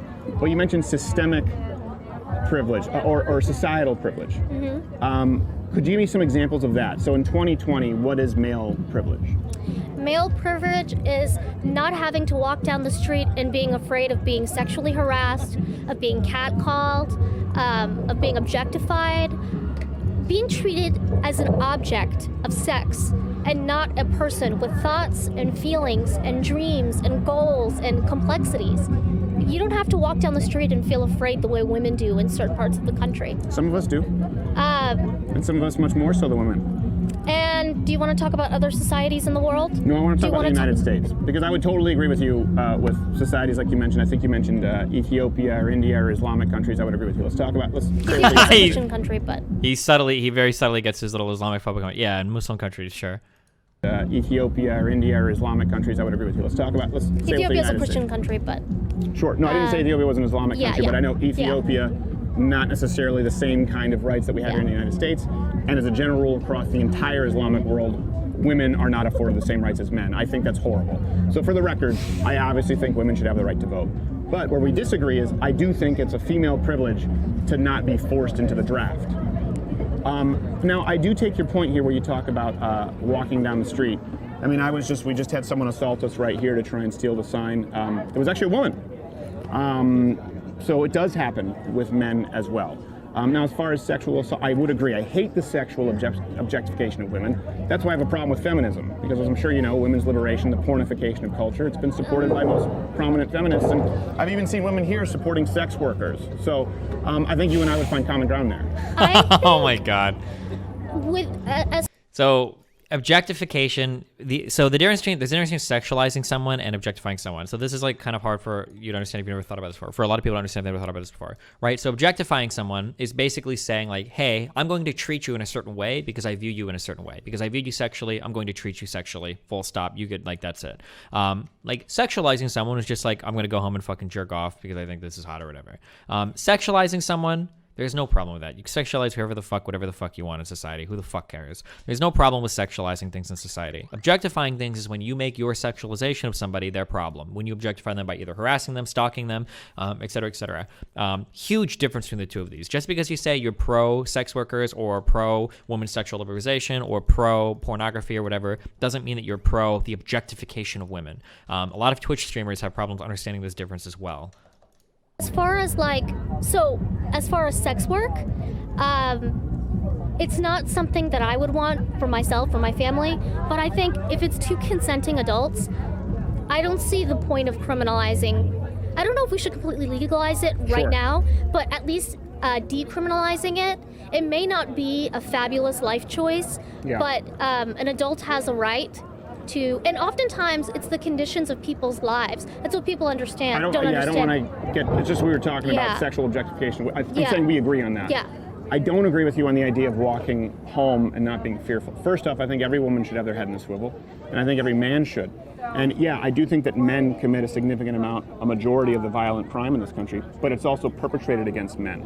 In other words, if we're both walking down the street at night, I am more likely to be violently attacked than you are. I'm talking more about like sexual assaults. That sounds like a very disingenuous bending of stats. I don't know where I would find the stat, but when you say men are the victims of violence more than women when it comes to violent crime, I would 100% believe that because of gang violence. I don't think that walking down the street randomly, any random guy has the same chance of being assaulted as any random girl. But if you take all of the numbers in the U.S., more men are probably have violent crime committed against them, mainly because of things like violent shootings and like gang-related crime. But that doesn't mean that I'm a man, but those stats don't really apply to me. I'm probably not going to get killed in a gang-related event, right? Unless we start forming gangs of Draven players. If anybody wants my email, stevebunall@gmail.com, send me. No, but like unless we start like. I'm not going to be a victim of gang violence unless some freak accident happens, right? But yeah. So the conflating those two stats there was pretty disingenuous. Abductions, things like that. A predator would probably want to take me before taking you because I'm smaller. Because okay, if you want to use that term. Oh, what term would you use? I mean, you don't. Anyway, that's besides the point. I also physically, I'm stronger, and you're physically weaker. That's what I'm saying. In other words, for the same reason that I would try and help you if someone were physically assaulting you because I'm stronger than you. Is that it?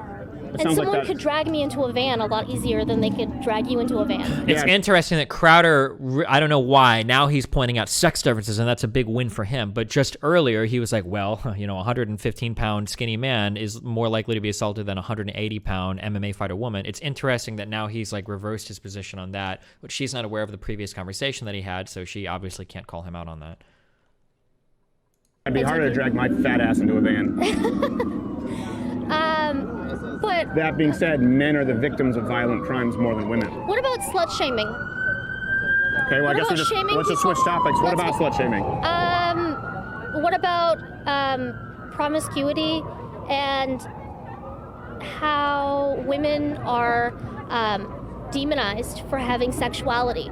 Because we live in a very sex-negative society in general, but... I'm sorry, I thought you just said women were objectified and seen as sex objects too often, but now you're saying we're demonizing women if we see them sexually. No, you know what I mean. I really don't. I think whenever, like, for example, if you were to have X amount of partners sexually, like if I slept with 12 people and one of my male cousins slept with 12 people, who would be called a slut? I would call you both. Maybe you would. I'm saying society in general slut shames women a lot more. And I will admit, it's women who slut shame women a lot. Yeah. Women are actually, as a matter of fact, this is kind of interesting where you talked about the objectification of women. Do you actually know that women, when they've conducted these studies, and they have these sources for you, they did a more recent one, very specific with online dating, but in general, women grade men far more harshly on physical traits than men grade women. Men grade women on a bell curve, and actually are far more forgiving. Women are far harsher in their expectations of men physically. That's false. That is, on its face, absolutely, unequivocally a lie. Incorrect. Women are judged based on their looks way more. I mean, douchey young guys see women walk by and be like, oh, she's a 9. Oh, she's a 7. Oh, that person's out of my league. First of all, no human being is superior to any other human being. I mean, I really... In certain facets, sure. I really resent the notion that, like... The problem with using Tinder, or the problem with using these online dating apps as ways to judge how we view each other in general, is that an online dating app is not a cross-sectional analysis of what exists in the real world. You would expect women to grade more harshly on an online dating app because the demand for women there is much greater than it is in the real world, right? Like, like if you were to put like 100 men in some room and make 10,000 women compete over those 100 men, chances are the 100 men are going to grade much more harshly than the 10,000 women because the 100 men have far more options to choose from.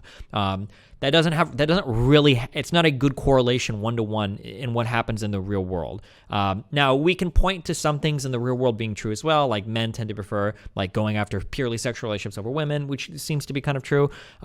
But like the 1-to-1 analogy drawing from like the Tinder dating stuff and to say, oh, well, now we have this evidence of people, women do judge appearance more harshly than men. That isn't borne out in other parts of society, which leads you to think that there's, for some reason, that's probably not good, which is probably because the competition is so far off. That person is out of my league. I can't pursue them. But women are, going back to the 10 scale, women are judged on the 1 to 10 scale a lot more than men are. I don't walk by and go through and go, that's anecdotal. I'm talking about... that guy is a 7. Oh, he's not out of my league. Let me go talk to him. That's not how women approach men. Women are judged based on their looks a lot more. Women are called ugly. Women are called... Okay, can I give you an example, specifically what I'm talking about? This is from the 90s. This is from the OJ trial. Every day, the press would criticize Marsha Clark's, she has no fashion, she has ugly hair, she looks frazzled with her horrible curly hair. And they never go, oh, OJ, what an ugly tie he was wearing. Oh, Johnny Cochran. Oh, he got his suit at Goodwill. Like, no one would say that. Actually, I think of everyone involved with the OJ trial, the one most remembered for crazy suits was Johnny Cochran. He's the one who was trying to No, but he was not criticized every single day and attacked for her looks the way Marsha Clark was attacked. People were calling her unattractive. People were saying she had no sense of style, like I said about her hair. They were not getting that. People would be like, oh, wow, that suit is kind of out there. And so this is an example of male privilege to you? Yes, because they wouldn't be like, oh, he's ugly, he's unappealing because of his looks. And also, can I make another... I'm sorry, I don't want to get into... I want to move on because I've been called ugly so many times and rightfully so. Rightfully so. The anecdotal is what we want to deal in here. People didn't teach you that your looks... First of all, you're not ugly by any means. Second of all... Neither are you. Thank you. And by the way, my wife there is out of my league, and so would you be if I were a single male. I have no problem saying that. No, she's not, because no human being is better than anybody else. They are in certain facets. I'm sure she's far more physically attractive than I am. I'm sure she is beautiful, but she's not better than you because she's beautiful. She's more beautiful than I am. But she did. I don't know if that's true, but more people want to have sex with her than me. Can I bring up another point? It's a little bit unrelated, but it's related to Marsha Clark from the OJ trial. People call powerful women bitches. They're like, oh, she's bossy. Oh, she's a bitch whenever she has strong views. But if a man were to conduct himself in the same way and give off the same demeanor, they'd be like, oh, wow, what a strong, powerful man. He's really getting it done. He's really sticking it to them. Yeah, but I don't women are taught, oh, she's bossy. She's a bitch. She needs to stay in her place. She needs to, or for example, when women have a serious face, oh, you should smile more, honey. Yes, smile I think more, women darling. should smile more. I mean, I think everyone should smile more. Can I express it? Because we've gotten completely off the statistical, so this just ends up being personal, so let's have a personal conversation here. Maybe because I just had this discussion not that long ago with a female relative. Okay, a man is physically attracted to warmth and tenderness in a woman, right? That is an attractive trait because we like nice women. You just talked about bitchy, right? So That's what they call women when they're powerful. No, that's what they call women when they're acting like bitches, but yes. No. Men Marsha get called Clark assholes. is not a bitch. But hold on, I'm she not was talking a about, very compassionate woman, can I and finish? people are calling her a bitch all the time because she was a powerful woman. People call Hillary Clinton. I would like to be able to finish my point without being. I don't want to be accused of male privilege, but you are speaking very long. I do want to make my point. Okay. So men are physically attracted to tenderness and warmth from a woman. Yes. A smiling woman is biologically more attractive to a man than a frowning woman. Now let me tell you why. Because men live particularly to please their wives and women. Hold on, let me finish. Okay. And so to us, it is attractive to see our wife or to see the woman that we love smiling. A man, and I'm sure if you've been in a relationship for any period of time, right? How often do you get the, are you okay, sweetie? Are you happy? I've never been in a relationship, but okay. Yeah. Well, this happens a lot. It's often a point of conflict for my wife and I. When did I do? Are you okay? Are you happy? A man saying, hey, it's attractive for a woman to smile more is the equivalent to a woman saying it's attractive for a man to listen more. Okay, I'm going to respond to that. Okay. So these two things are very different from one another. That comparison. A woman telling you that you should listen more is implies that you have a deeper relationship, which would make it okay for them to say that you should listen more in a relationship. Much the same that a man telling a woman she should smile more, if it's somebody that you're dating or if that's a partner, that's a fair thing to say. Hey, you should be happier. Hey, smile, it's okay. If that's your partner, that's totally fine for you to say it. When people criticize people for telling women to smile more, it's usually because a stranger or somebody that doesn't know you is telling you to smile more. Not because a personal acquaintance or a friend or a loved one is saying, hey, you should smile or whatever. These are these are two very, very, very different things. We're also getting into some weird biological determinism that takes you down all sorts of crazy fucking roads, depending on how far you want to follow it in terms of this is what men are wired to do, but okay.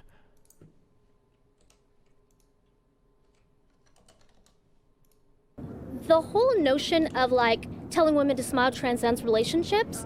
It's even down the street. Yes. Men come up to women and go, oh, hey, honey, hey, sweetheart, smile more, smile. And it's a very condescending thing. It's very patronizing. It's very much.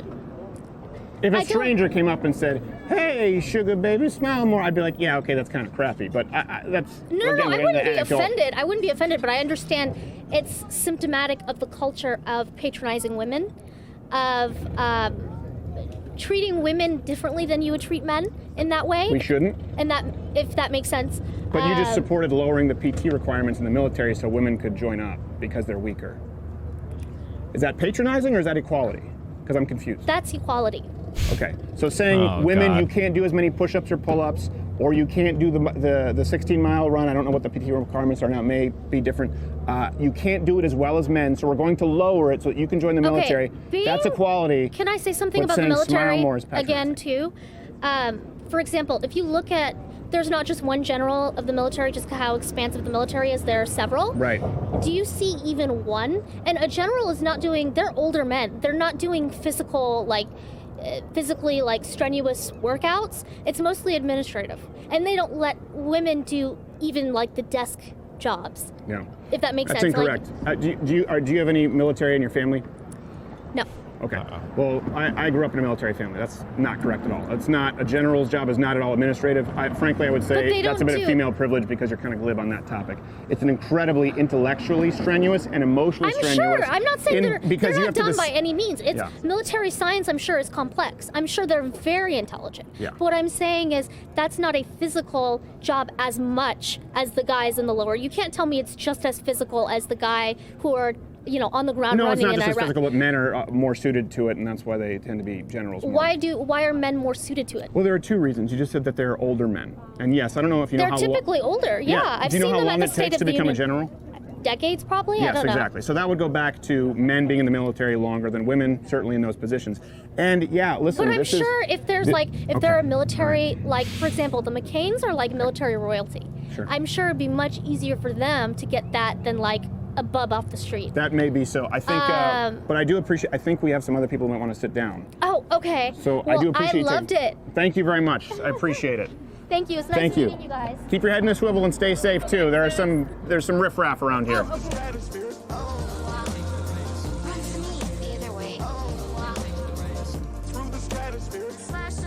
I was waiting. It had been a long time since I spoke with him. Good David? cigar weather? Steve, it is. It's perfect cigar weather. It's beautiful outside. All right. So apparently you had some insights. You wanted to sit down and talk. I don't know how familiar you are with what this segment is, with Change My Mind that we do. It's basically the idea is not a cable news edited sort of talking point gotcha match. Okay, Everything is completely unedited, where we can rationalize our positions on controversial topics. Obviously, you've seen today the Women's March. A lot of people talking about rape culture, male privilege. So male privilege, as they've described it, not a thing, in my opinion. And if you disagree, you're more than welcome to change my mind. Okay. Yeah, I would say I disagree in the sense that I do think male privilege is real, in the sense that, biologically speaking, men are born inherently stronger. They have higher testosterone levels. Sure. So they're able to protect themselves physically a lot more than a woman who might be untrained in a martial art or something. Yeah. And in that sense, they have an inherent strength advantage when it comes to protecting themselves, such as walking around the streets late at night. Yeah. You know? And in that sense, they do have a certain privilege. Yeah, I would say that's an advantage, a biological advantage. Right. That's a privilege by definition, right? A privilege is an unearned advantage. You don't earn your biology. You're literally endowed with it at birth. You don't do anything to earn your genetics. Right? That men are physically stronger, women are physically weaker, sure. Yeah, I wouldn't necessarily disagree with that, but that's not really what they're talking about here. As a matter of fact, some women have said the opposite. That's 100% wrong. That's exactly what some people would talk about, that a man being naturally stronger than a woman makes it so that a man is more likely to inflict more serious damage on a woman in a domestic dispute, or that it endows men with other types of advantages in society that women aren't necessarily endowed with. Where they've said, I don't need your protection, I don't need your help, I can take care of myself physically. You can even listen to some of the speakers here, so I think some of them would disagree with you. But I don't disagree with you at all. I think then maybe we would both agree there are no legal rights. When we're talking about privilege, we're talking about systemic discrimination. There are no legal rights afforded to men. Systemic or structural discrimination does not require it to be written or enshrined in law. Systemic discrimination just requires some sort of structure or system to be upholding a sort of discrimination. It does not require laws on the books to do so. Not afforded to women in 2020. I don't disagree with you entirely on that point. Where would you disagree at all? However, that being said, I didn't hear any of the speakers today saying that they don't need men's help, they don't need men's support. In fact, I didn't say men's help, I talked about men's physically protecting them. Okay, yeah. And I agree with you. I think women are very that. weak and very vulnerable to being attacked by men. I don't agree with that. But if you look, so most of the I'm agreeing with you. I'm confused. Okay. Well, what I'm saying is that if you look at most of the violent actions, they are caused by men and they are perpetrated by men. Well, I guess which violent actions would we be talking about? Physical harm, rape, things of this nature. Okay, so they are the ones who commit those crimes more often. Men are, yeah. Than women. Correct. Yeah, that's probably, men by their very nature are more aggressive, but men are also disproportionately the victims of these crimes, more so than women. By other men. Yes. often. Unless we're talking about domestic abuse, where the rates are actually pretty similar, men to women, women to men. But as you said, women are weaker, so it's not as treated as big of a deal. They have different advantages. I wouldn't like to use a word such as weaker, but obviously when we're talking about biological strength, then yes, men have the advantage. But of course, so that would mean women are weaker. That's like a trigger word that you can use, because to say women are weaker, I don't think, there's a lot of different types of strength. And women are physically weaker than men. Sure. Sure. But, it's important to delineate that from all of the other types of strength that there are. Sure. That women might have, and women do have more than men. Right. Like, for example, like what? Like emotional strength, like intellect. He's walking right into a Crowder trap. Emotional strength, I agree with you, actually, which is why I think women should stay at home and be caretakers. Yikes. Sexual strength, things of this nature. Do you think women are smarter than men? I think, I don't think there is any difference, biologically speaking, between a woman's intelligence and a man's intelligence. Oh, well, you said intellectual strength as though it's an advantage. So you're saying it's equal, not that women are smarter. Most humans are very similar in that aspect, and there's not a difference between any certain race or gender in terms of intellectual capacity. Yeah, I think I would agree with that. Okay. But you listed those as advantages. You said, for example, you didn't want to use the word weaker in relation to physical strength.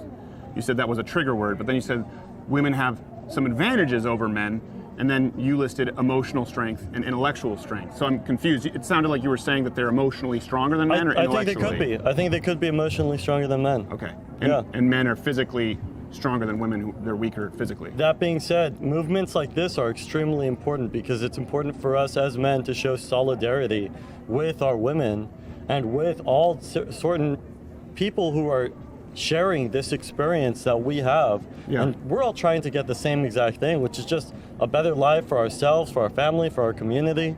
So I think it's very important to show our unity and our solidarity with people that maybe we don't even agree with. Yeah, well, I do show solidarity, but I show solidarity with women who share my values, not because of their gender. Most of these women here wouldn't represent the values, not only of myself, but of half of the women in America. Okay. Yeah, I guess what are the values here that you're showing by saying that, male privilege is a myth, that men are in all terms stronger than women, that women are weaker? You said that. Okay, well, I heard you said men are physically stronger than women. I said, so women are physically weaker than men. That's what I heard you say. Yeah, that's correct. Yeah, I was agreeing with you. Okay. Now, I wouldn't like to say... Your problem is with the word weaker. Yes, exactly. So you can say men are stronger than women physically, but you think it's inappropriate to say women are weaker than men. Yeah, because we're not putting it in the proper context. Yeah. Okay, what would be the proper context? Strength, period. Yeah, but going in that sense, and I think you agreed with me on this, that men do have that male privilege when it comes to having that strength, that physical strength, of being able to going around and have more. This guy is like debating himself. I don't even know what to say. Be raped or taken advantage of, or that's not true. Assaulted. Men are raped far more often. If you look at other countries around the world, there are several instances where women are raped and the accusers end up going off scot-free. He's going to say, in Muslim countries. Yeah, especially like in Islamic countries. Yeah. Or this just happened in India not too long ago. Yep. And then the accuser or the victim was on her way to court, and there was another tragic attack where they actually set her on fire. I know. So it's very important for these movements where we show solidarity, that it's not just an American, it's not just for people in the United States. We need to show our values, which I hope you would support as Americans. That women shouldn't be burned. We show our solidarity with not only other men, but other women and everybody all around the world in order to support the values which maybe you and I have in common, which I'm not sure what your values are. I'm not sure. No, I certainly would value that. I don't think that women should be burned alive for accusing men of rape or being raped. Or would you agree that they should not be raped? Of course. Okay. Yeah, then. But thank God we don't live in a rape culture in the United States where rapists are prosecuted and convicted. Now, I don't see a lot of these marches going on in India. We snuck in our little rape culture meme comment, too. I would like to, and I haven't seen any signs of people talking about liberating women in India or Islamic countries. Would that be something you'd like to see more of? I would like to see you fight or propose the argument that male privilege is a myth in other countries that are not the United States. What do you mean? I think male privilege is not a myth in places like Islamic countries or Saudi Arabia, where women didn't have the right to drive by themselves until recently. That's true. But in the United States, there are no rights afforded to men that aren't afforded to women. Now, that being said, I agree with you that women are physically weaker than men. Men are stronger than women. I don't necessarily consider that a systemic privilege. I consider that a biological advantage. And I would agree with you, not on intellect, not on necessarily emotional capacity, but on the flip side of that coin, we probably agree, women enjoy some biological advantages or privileges that men don't. So you're saying that we are both privileged, that men and women are privileged? Yes, in different ways. Okay, Yeah. All right, I agree with you. You agree with me on that? Yeah, I think we just reached an agreement. Well, yeah, I think we agree on a lot. What I do disagree with is obviously the perpetuation of this idea that there's a patriarchal society or male privilege or a rape culture, or that if we want to support women, we have to support these women. So see, I support the women who've showed up who are pro-life women, women who maybe support the values that I support, and they're women too, and that makes up 50% of the country. So I think it's a misrepresentation of the women of America to take this march wholesale as emblematic of all women's points of view. See, I would disagree with that. I think that this march is actually purely, case in point, pro-woman. Well, no, there are all kinds of pro-abortion signs, pro-Green New Deal signs.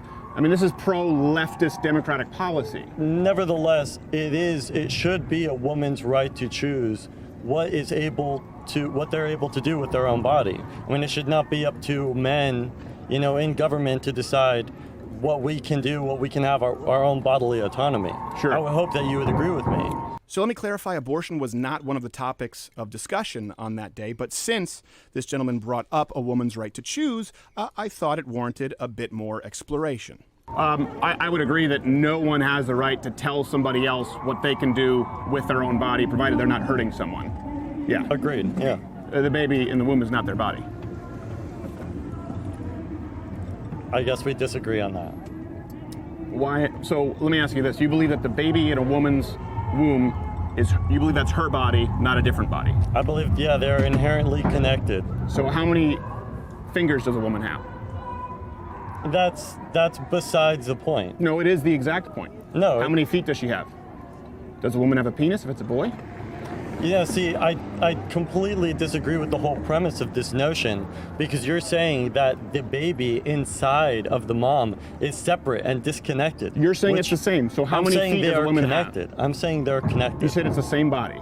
I want to make sure I understand. You said the woman has the right to do whatever she wants with that baby. And by the way, I understand that women people like to go to this argument if I disagree with them, because if I have a penis, I can't have an opinion. But you're surrounded by a lot of women who disagree with your point.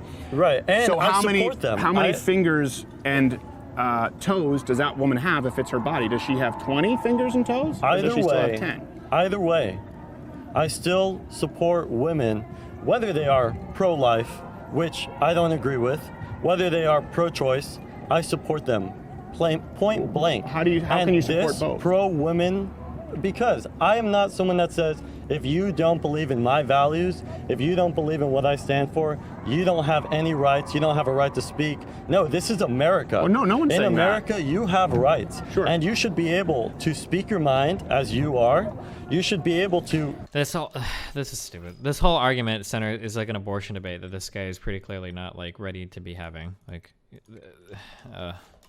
Basically say, whether you are pro-life, whether you are pro-choice, great. I want you to be heard. I don't know, you call Crowder stupid, he just seems very verbally intelligent. Well, that's because he has like his entire like dialogue tree is set up so that he knows like exactly what he should respond to like for every single argument. But I mean, like, it sucks because he basically, the whole goal is to just trap people into arguing for things over and over again. That Crowder has like an entire like line of argumentation like let out or like already thought out for. That's what this march is about. Showing solidarity with women. Forgive me for a second, but you were the one who said... How would you respond to the finger toe thing he's trying to do? Well, what he's trying to say that like... Oh, what is it?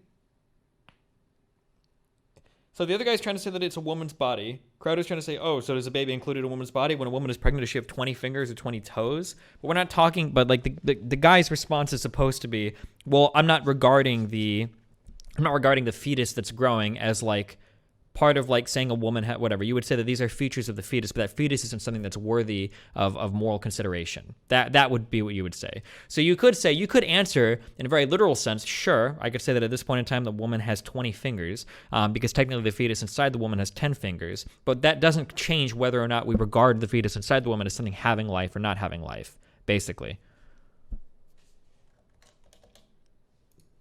I should have no say in what a woman does with her own body, correct? So you said I have no right to an opinion. And then I said, but myself, along with many women here, and all biologists would tell you that that is not her body, the baby in the womb. Biologists don't define when things are worthy of that someone has no right to moral an opinion consideration. That's wrong. Is you, that I don't because I have a penis.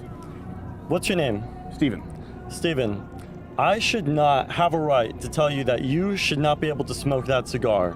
I should not have a right to tell you that you should not be able to drink alcohol or do whatever it is you want to do. Agreed. As long as you are not hurting somebody else. I agree. That's where I'm coming from. I agree with you. Now, I may have a different opinion.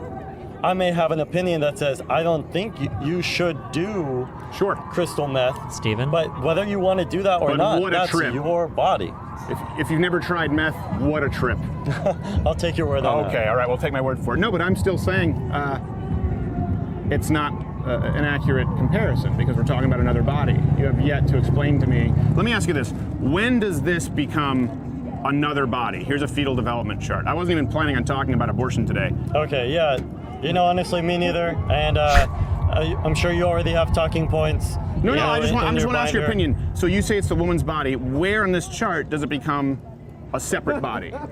Once they cut the umbilical cord. Not saying that, abortion should be up until that point. So Why bad. Not? Well, this that's guy just not is my values. not ready to have this argument. Why not? If it's not a person, if it's not another body, why shouldn't you be able to abort up until the head crowns? I don't think it's the right thing to do. Yeah. Why? I don't understand why. If it's just why a part of the woman's body, it's like clipping a toenail. Why do you think that, there should not be any abortion?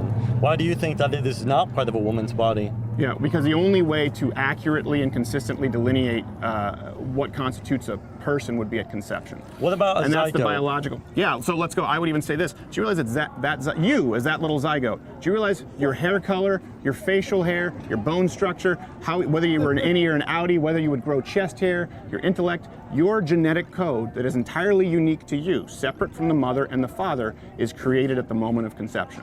It's the only way to accurately and consistently delineate. Now, if you don't believe that that's the case, that is true, but other people could still argue. This is pretty similar to my position on abortion, or was. I don't even know 100% right now where it's at.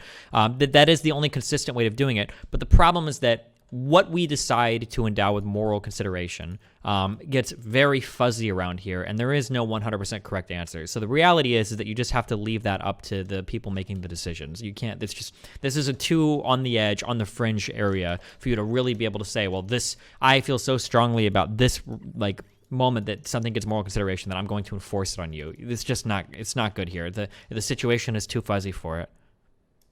Idea of a new unique body shouldn't be the standard bearer, then you need to have a pretty clear litmus test. And it sounds to me like you just said, well, I don't think up until the umbilical cord is cut, but I still think it's wrong for abortion to happen that late in the pregnancy, but I don't understand why. Incorrect. Okay. Incorrect. You are misrepresenting what I said. Okay, I don't want it. So I was basically saying that the baby is connected to the mother quite literally until that time. Okay, because you asked me when do they stop being connected? So if it's I asked. What is the best way to defeat the pro-choice argument that it's bad because it takes away a life, since I see a fetus as a person with rights? I feel myself having a hard time to defeat that line of thinking. I don't think you can. I don't think you can grant to the pro-life arguer or the anti-abortion arguer, I don't think you can grant to them, yeah, sure, fine. Let's say it's a fetus that has its own life. Because at that point, then you're basically saying, okay, cool. If somebody's inconvenient enough to you, you can literally execute that fucking person. It's not good. I don't think you can grant that. I don't think that's a viable line of attack. You have to instead say, well, actually, I choose to value a conscious experience. Fetuses don't exhibit any conscious traits like that. Therefore, see ya. That's the easiest way to do it. The violinist argument is a shit argument. I asked you if it was the woman's body, and you said it was. I believe that women, look, whether it is a separate life or whether it is, able to be independent on its own, which I don't think, even up until any of these stages. No, of course not. Well past that, up to 2.5, it wouldn't be viable. You leave it on the balcony in the winter, would die. So I think that this is something that we as, moral people that can disagree, that have differing opinions and different points of view, should come to an agreement through discussion, through disagreement, bringing our own valid points of view, just as yours is equally as valid as mine. However, I would have to defer this to, scientists or people who are more educated on this matter. Not saying that your opinion is therefore null. No, scientists agree with me. I do value your opinion. Scientists don't make statements or declarations on what has a moral consideration. A scientist can only give you certain descriptions about the world, like this has this or this has that. A scientist can't tell you ought to value this or you ought to not value that. That's not the job of science. Biology doesn't tell you when life begins. Biology doesn't tell you what should or shouldn't be protected. All biology can do is say, hey, at this stage in development it has this feature, at this stage in development it has this feature. That's all a biologist can do. A biologist can never say, this is something that's worth morally defending. That exists squarely in the realm of philosophy or religion or spirituality or whatever you want to call it. Scientists have no claim on that domain whatsoever. Yeah, well, that's where my opinion comes from, is science textbooks. Okay. It doesn't. Okay. Science, it doesn't. That's what defines life. It begins at conception. It doesn't. No. Life is like the definition for life. That's a philosophical argument. There is no. There's not like a section of DNA that says this is life. That's not. These are philosophical questions, not scientific ones. All scientists can do is describe to you a collection of traits. It's up to an ethicist or a religious person to say these traits constitute life. That's it. Scientifically, we can change, and I'm saying if you would like to change that, you can, but your barometer, which is as long as it's attached, if I'm not mistaken. What I'm saying is a woman, now in my point of view, I think, generally first trimester is safe. Even going up to, some parts of the second trimester. Life has a biological definition. The definition that biologists use for life comes from philosophy. That's it. There is no study or investigation that you can do in biology to say oh yeah, we should regard this as life. No, you have to take a step back on a meta level and you have to say, okay, well, what should constitute life? How about replication, the ability to produce energy? I don't know what the technical definition is like. I know that, for instance, viruses, I know that they still argue over... oh shit, okay, hold on. Okay, I gotta catch up with my Twitch chat. Okay, because a lot of people don't understand this. That's fine, we can talk about it. So... we can separate the world into two types of claims, broadly speaking, okay? We have descriptive claims, which are statements of fact about the world, and then we might have prescriptive claims, which are statements of oughts, like what should we do about the world, or what should somebody do, right? All a scientist can do is make an observation about the world. A scientist can't tell you how it ought to be classified or something. Well, they do, but those decisions are not scientific in the way that an analysis of the world will yield said category. That's a preference. That's a normative statement. That's not a descriptive one. So, for instance, I could analyze 100 different people. Now, if I want to group them by penises and vaginas and distinctly separate those into two different categories, I'll call one male and one female, broadly speaking, I can do that, but that's not science. That's an exercise in normativity. A normative statement is not a descriptive statement, right? A normative statement might be like, normative statements can have moral and non-moral normative statements. Sorry, we're getting lost in the philosophy. But a normative statement is not a descriptive statement of fact, right? A normative statement can be more like how ought we define something or how ought we categorize some things. Nowhere in science, for instance, can you make a discovery that says we should have a group of things that have penises and a group of things that have females. I can give you a group of things that have vaginas, not females. Maybe more broadly, I can give an example, okay? Wait, hold on.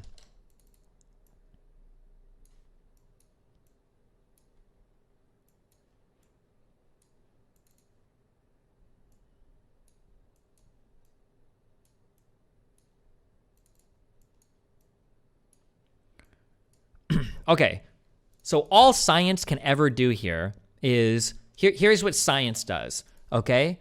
I have a green circle. I have a black square. I have a blue triangle. That's the extent to which just observations can function. Now, if I want to say, we should group all the squares together. So now I have black, blue, and green squares. The decision to do analysis doesn't yield that category. We, through our own normativity, create that category. Creating the category of square and then grouping things by square, that's something that's like a philosophical exercise. It's not something that science does. All science can do is make the observation. It's important to recognize that because we could group these things by by shape, or we could group them by color. How we ultimately decide to group them, though, that's a normative statement that comes from people. It's an exercise in philosophy or spirituality or whatever. It's not a scientific thing. So when I analyze like a fetus, right, and I can point to like, well, at this stage of development is this, at this stage of development is blah, blah, blah, blah. The point at which I say this is life or this ought to be morally protected, that's a statement of values. It's an ethical statement. Science that is squarely outside the domain of science. Scientists can't say this is a life that's worth protecting, blah, blah, blah. Now, a scientist could have a definition of life and then say, well, these descriptive traits, they do adhere to that definition of life, but that definition of life is malleable. We could change it to mean one thing or another thing. Like, that's there. Okay.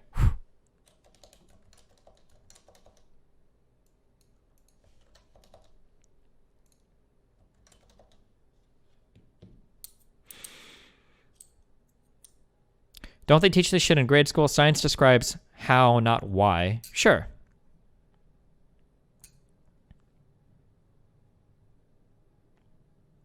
Crowder was saying we can use science as tools to help make ethical arguments. No, Crowder is saying that a scientist disagrees on when a life is defined as a life, which isn't technically true. We could change how we define life, and science would have no say over that, right? All scientists can do is make observations and then fit them into categories. Now, I say that, but realistically, scientists also practice philosophy to some extent as well, right? You've got a whole discipline called the philosophy of science, for instance. But scientists themselves create categories on how they group things and whatnot. But again, these are normative exercises. They're not descriptive ones. A really good example of this that I was made aware of a couple years ago, in science, once we started to genetically sequence things, I think there was a big debate. If somebody's more familiar in this field, you can describe it, on how we do taxology. So how we group, like, I don't remember all the dumb genus, species, whatever fucking shit, all of that, right? But it used to be that we had like collections of traits and we would sort them out based on that or whatever, and we had the different branches and this came from that and blah, blah, blah, blah, blah. Taxonomy, yeah. We had all these things or whatever. But once we started to genetically sequence things, I think you started to see a lot of discrepancies where it's like, well, hold on, this doesn't fit here, this doesn't fit there, like these need to be changed. And I think there was some debate in scientific communities over like, well, hold on, should we just go by genetics? Should we just go by traits? That was a debate for a while. I don't know where they settled on that or what the outcome of that was, but whether you choose to go the genetic route or whether you choose to go the trait route or whatever, like this is it's not just like analysis won't yield that. If you look at things enough, it's not going to arise out of them how you ought to group things. That's a very human normative thing that you would have to make a decision on. Yeah. Okay. Semester, okay. I get a little bit of hesitation when it gets anywhere past that. But then again, why? I just don't think it's proper. You know, I think that by then, you know, too much of it has formed where now it is more of a viable baby, more of a viable human being. Okay, so you're against abortion in the third trimester. You believe that shouldn't be allowed? I think that abortions should be able to be provided because if you don't give people the option to do it cleanly, safely, then they're going to do it on their own. And so even in the third trimester, but you just said that at that point it's a viable baby. You're going to have people taking that into their own hands, and then you're going to have a loss of life. I mean, murder, according to your own definition, you said in the third trimester, it's not right. I'm talking about, you know, one where you don't have any medical overseeing, where you don't have any doctors that are a part. The problem is that this he's not ready. This is abortion, in my opinion, abortion is one of the most difficult ethical. The problem with abortion is that you are treading on so much stuff that probably exists outside of the bounds of what humans can know.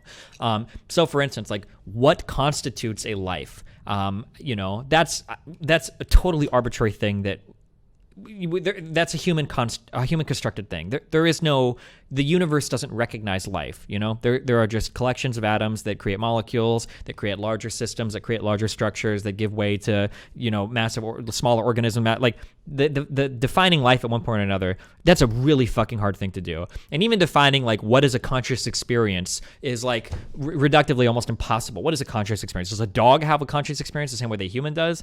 Well, probably not, but it's probably pretty similar, more similar than us and like a fish, but they probably have some kind of experience, more so than like an amoeba, which probably doesn't, compared to plants which have no CNN. Like all of these things are incredibly fringe, probably unknowable questions, or unknowable answerable, or unanswerable questions, or questions with unknowable answers, because the answers either don't exist or they outside the bounds of what humans can know.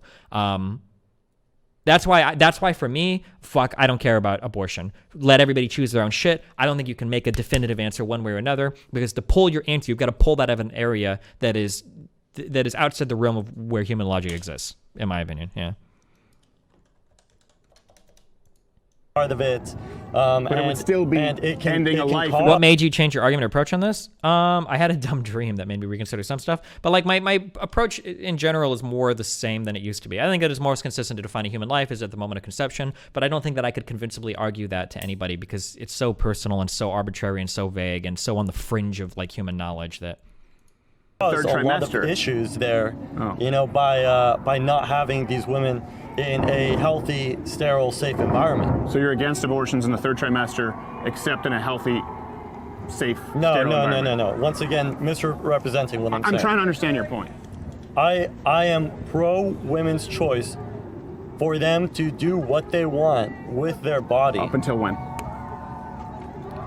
Point blank, period. What they want to do with their body. So up until it crowns? No. Okay, so then up until when? Just like the same exact way up until that when? I am for you smoking your cigars, doing whatever you want with your body, I am for women to have that choice, to have that education, to have that availability and that security of being with a doctor. Got it. All the way up until the umbilical cord is cut? No. Okay, so then up until when? He's not going to have an answer. I'm not the arbiter to say. In my point of view, I would say somewhere up until, generally in the second trimester. Okay. But of course, every case is different. So what changes from the second trimester to the third trimester that makes it unacceptable, in your opinion? Obviously, we know that there's more development happening. But I think it's very important to look and see where is the phase of development, because as we know, different organisms, different babies develop at faster rates than others. Okay, so forgive me, what was your name again? David. So David, if you can wave your wand right now. I'm just trying to understand your position on abortion. You can determine abortion law. It is legal up until? Whether you or I agree with it or disagree with it, can we agree that abortion, if it's going to happen, which we know people are going to abort their babies anyway, at a certain point, shouldn't it be safe? Shouldn't it be in an environment where they won't potentially die because, the baby's always dying. I'm talking about the mother. Well, I'm talking about the baby. And so I'm asking you are president, you're a dictator. Abortion is legal up until? I'm not a dictator. You can't engage with the hypothetical. I would not do it without my advisors, both, doctor advisors, scientific advisors, and I would want to hear what the people have to say. Okay. I'm not a dictator. I'm not saying you're a dictator. I'm saying in a perfect world, I'm trying to understand where you draw the line with abortion, but you're not. In a perfect world, we don't have abortion. In today's world, where do you draw the line? Final go. My final go, I say today we need to have safe and available abortions for women who require it, who need it, who aren't as advantaged and as privileged as the people who have more capital, more financial resources as us. Up until when?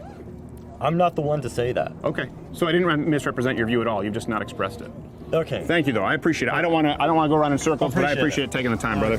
Thank you, David. Now, like that conversation, we ventured into a different topic with Alexis and ended up talking a bit about rape culture. Also, you may recall that in that video, and if you want to see it, a link is in the description or playing in this box, a transgender individual opted to refer to me as a dumpster fire and assault me with a hobo's Tupperware container. You know what? Go watch it. I don't want to spoil it. Alexis, Stephen, nice to meet you. Nice to meet you. Now, I know that you came up and wanted to have a conversation. I don't know how familiar you are at all with kind of this segment that we do, Change My Mind, but let me just explain it to you quickly so we kind of understand where we're coming from. Sure. The idea behind this is to have the opportunity to rationalize our positions on controversial topics without it being edited like you see on cable news, scoring points. It's completely unedited. And as it relates to today, we've just talked about male privilege. But right now, we've also seen a lot of signs regarding... This is very dangerous. I can 1,000% see people easily agreeing with him. He's good at what he does. Well, yeah, of course, because he's practiced these conversations a million times. He's going to, like, win it a million times, you know? Like if you were to put me on one of these college campuses and it was Change My Mind on incest, I would win every single argument. There would be not a single person that could, like I could play out both... At this point, I could draw out both sides of the incest argument farther than probably either the pro or con could argue, because I've heard every argument, every counter-argument, every counter-counter argument at this point, right? It's not because I'm a god at debate or whatever or anything, which I know. But it's not because I'm like really smart or really talented. It's because I've had the conversation a million times, and now I'm about to ambush the fuck out of people that have never had it before. Like when I go out, or if I'm at like a casino, sometimes at a poker table, people want to talk politics or whatever, or if I'm in like an area and a normie asks me a political question because they want to have an argument, that like they're so out of their league, because like I've had all of these conversations 50 trillion fucking times. There's no possible way you're going to say something that I not only haven't heard before, but that I don't already have a response, a counter response, and a counter response ready for. Like there's just no way, because you're not practiced in it. That's why it's bullshit that he sets these up like he's actually trying to change anybody's mind. Well, he's trying to change their mind, but his mind is never going to be changed. He carries a fucking fact book around with him just to be ready for these types of debates. Of course, none of these random college kids are going to be able to like put up an adequate defense because anything he says. There's a reason why Crowder will only debate people on college campuses and will never actually accept a debate from somebody like Sam Cedar, because he knows that he would get fucking trashed by it. Rape culture here in the United States, not a real thing. Rape culture is a myth. If you disagree with me, you're more than welcome to tell me where I'm wrong and change my mind. Okay, yeah, I do disagree with you. Okay. I, for a lot of reasons, rape culture it's something that's been going on for not just decades, but for hundreds of years, and it spans cultures and countries all across the world, and it does lie very much within male privilege, and rape culture is compounded by lots of variables. So whether that's in the workplace, male or female, actively engaging with women or men in inappropriate ways, or perhaps you're walking down the street and a woman is wearing a short skirt, so someone feels that's acceptable to touch her ass. And I'm sorry, I don't know if you can profanity say that. is good. I mean, you shouldn't do that. You shouldn't do that, no. Yes. But But you can say it's this capacity where even law enforcement, when a woman who is told, if you're assaulted, please go to the authorities, they will handle it. And then someone in a privilege of power, let's say a cop or an attorney or whatever, they ask the question, well, what were you wearing that night? That permeates. Which is bullshit, by the way. It is bullshit, I'm so yeah. sorry. And you think rape culture is a fucking myth? Can you just wait? We'll have a conversation afterwards. I agree with you wholeheartedly. There's no conversation that needs to be fucking had. Rape is fucking... These people are cancerous. Get the fuck out of this area if you don't want to have the conversation. These people make everybody look so bad. I'm so glad that we're mostly over that. That seemed like an era of like 5 or 10 years ago. That people showing up with like the outraged fucking SJW bullshit. Like, fuck off. Oh my god, it looks so bad. Serious. Rape has happened to me 4 fucking times, and I'm sick and tired of this fucking debate. Men need to respect women, period. So you should respect women. I'm sorry, I am a woman, so fuck you if you don't think so. I don't really have time for this. And I don't have time. No, I'm not gonna go. No, if I was any of the people on the debate, I would go the route of saying, I wonder if this is controlled opposition, but it could be a real person. My mistake. You're going to let me speak because here's my truth. I've been raped 4 times. I've known women that have been raped multiple times gruesomely. And how dare you sit up here and try to say that women aren't worth respect? Fuck you. I didn't say that. I am a woman. I just became a woman. It's just like, are you fucking kidding me? People don't even respect me, period. And I'm already black, so it's just like, yeah, that already goes against me anyways. But still, fuck You piece of living garbage ass dumpster fire trash gum on the bottom of my shoe. Oh my God, I wish I had a tissue for the blood. I would fucking. Might I suggest it's your behavior, not because you're black or a woman. I'm sorry. Can I stop here? Can I stop here, please? She has just made a statement about being assaulted, which is very vulnerable and it's very scary to do. She just called me a... I understand. Yeah, the I understand. gentleman just called me a fucking piece of shit, so I'm saying that's... Sorry, my mistake. Just made a declaration. So when did she go from male privilege to female privilege? Because she just said she only became a female recently. That's not the conversation we're having. It is now. That's not the conversation. That's not the conversation. Well, you just I came gave them into. the right to come in and interject, No. so I would like to discuss that. You said this video is for the purpose of having a discussion, Mhm. and it Yeah. and it wasn't okay, the approach that she made, but it also wasn't okay to antagonize and to just do How did I this. antagonize? If we're gonna have a conversation, let's go back to what we were originally talking Well, no, about. I think this is... Fuck, this feels so... This feels... It doesn't have to be, but goddamn does this feel fucking scripted. It doesn't have to be scripted, but holy fuck, it feels that way. Important because I think that's an example of female or trans privilege right there. Are we talking about rape privilege or trans privilege? Because I Well, want to stay on hold one a second. topic. Are we talking about... What was that? No, that's when we're talking about rape culture, and well, we were also talking about privilege, so... So I'm going to finish what I was saying earlier. Well, I would have liked to finish as well, but since we were And that interrupted, wasn't my I do fault. think... That wasn't my fault, and I no, brought but us you back. did step in when I was And trying I brought us to... back to us having this conversation on your video. I brought us back because you weren't helping the situation, so I brought us back. Well, it's So not I'm about gonna- helping the I'm situation. gonna- It's about I'm being going to truthful. finish- Truth matters. I'm going to finish saying my okay, truth. go ahead. Your Okay. truth. Let's hope it's the truth and not what that lady was saying. Thank you. I appreciate that. Yeah. So within... I believe that's a man. And you're entitled to that belief. Sure. That woman, very upset, made very valid points. Made One of zero them- valid points. One of them being that if you go to the authorities and they ask you what you were wearing, whether you were as covered up as I am, or if I was wearing something with my cleavage hanging out to here, unfortunately, people within law enforcement will say or insinuate that you had what's coming to you because of what you were wearing. That is one of the compounds that come with it. Rape culture. Any statistical bearing to substantiate that claim? Can you elaborate more? Well, you just... This is a little bullshit that he'll like demand, like, you should either say like, okay, well, we'll assume that's true, even though I know it's not, or let's take a second to look this up. But like, you're the binder Andy here with a fucking fact book of shit for you to look up. You know that they're not bringing this offhand. I mean, we can look for polling women believed filing rape accusations. I don't know how we could find... I don't know what kind of data we would look for here to substantiate this.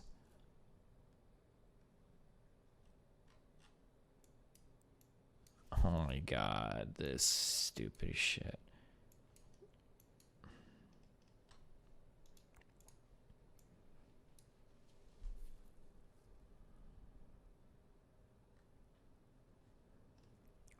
Let's see. Woman, what would we look for? Woman believed rape accusation. How would we do this? What would we look for? Police. Search on Google Scholar. Yeah, I'm just trying to think of... I think she is probably right. Yeah, I think she's probably right. I'm just trying to think of like what I would... I'm trying to think of like what I would search for to find data like this.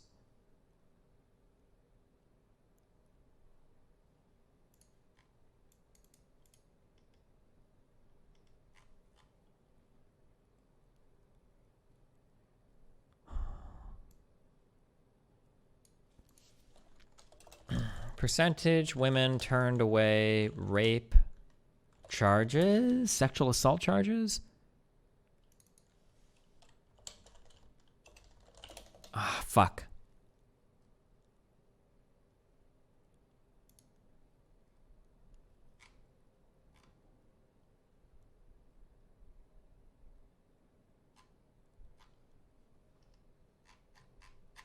I don't know. We'll look at this later. What is this? Senate votes not to call witnesses into the President Donald Trump's trial. Ooh.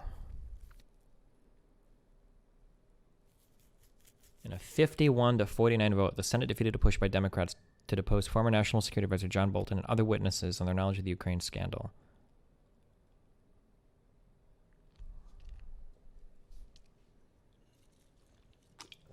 Who's the Senate Minority Leader right now?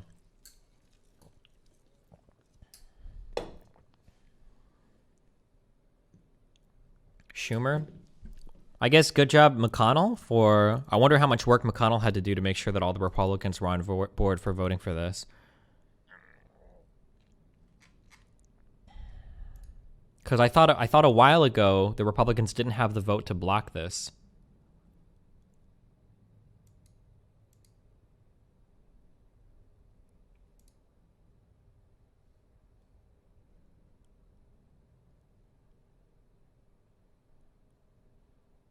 Huh.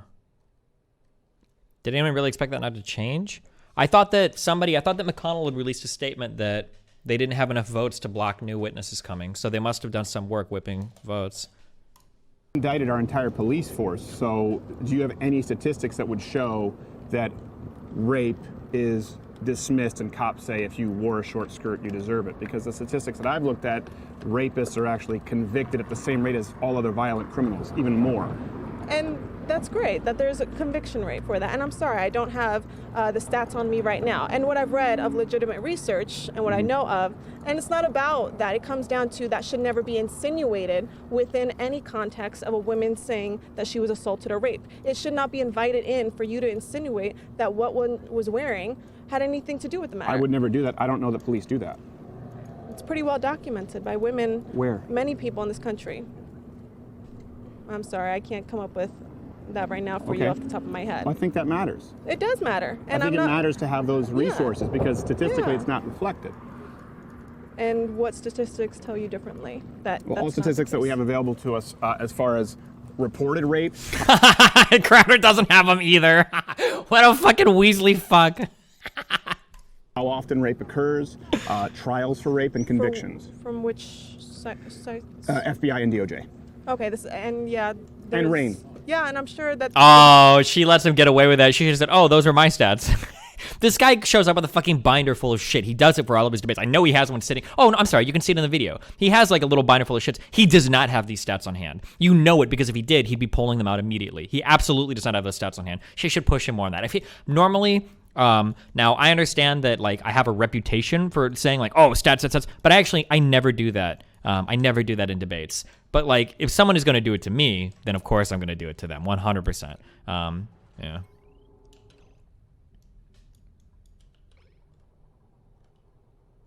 Oh my God, this is such a pain in the ass. If you want to look up statistics, actually I know what RAIN is. Okay. I know what RAIN is. So they all reflect that. Okay. Was that mansplaining? No, just you sounding like a bit of an ass. Okay. No offense. Yeah. No offense. Contrary to our friend there previously. Oh, I'm not saying that how they came up and screamed at you was acceptable because that's not going to create a cohesive conversation at all. You just really excuse doesn't. the behavior. I do not. You just excuse the behavior, and that's not. If you're going to let me finish my sentence. I'm sorry. I'm sorry, but you just spoke in a paragraph, and then I responded. So, I'll let you continue. Okay. But I would like to speak at some point. Oh, thank you for letting me speak, and I will happily let you speak in a moment. But in regards to that incident, since we want to continue bringing it up, when a woman says that, woman or male, however you see her, I see her as woman, when they have said, I was raped 4 times, that is excruciating for any person. And to publicly say that, no woman should have to scream in the streets that she was raped, and that person didn't have to scream. No, they didn't, but they felt that the need to, and that was extremely painful for that person. That was very hard for that person, and I respect that, how difficult that was for that person. Okay. And I wanted to give that person a hug, and they wanted to walk off, and that's okay. Yeah. That's okay. You know, what usually happens, that's an example of female privilege there. Mm-hmm. If that's a man, we treat them very differently, and I'm sure you're aware of this. Oh, yeah. It's not There's fair. accountability between men. Oh, absolutely. That isn't the same case with women. Men don't get in men's faces and behave that way because there's fear of ramifications. Yeah. Jeez, we got a lot of Jordan Peterson coming out here. Define woman. Woman? Just because I think we're missing each other here, and I don't want us to, have misconnections. So that sort of spurred this. What is a woman when we're talking about men's privilege, rape culture? Define woman for me, so I don't get it wrong. Well, a woman is any person who defines herself as. If you're looking at biologically speaking, a woman is someone who has female parts. Her anatomy is that of a vagina and having female parts.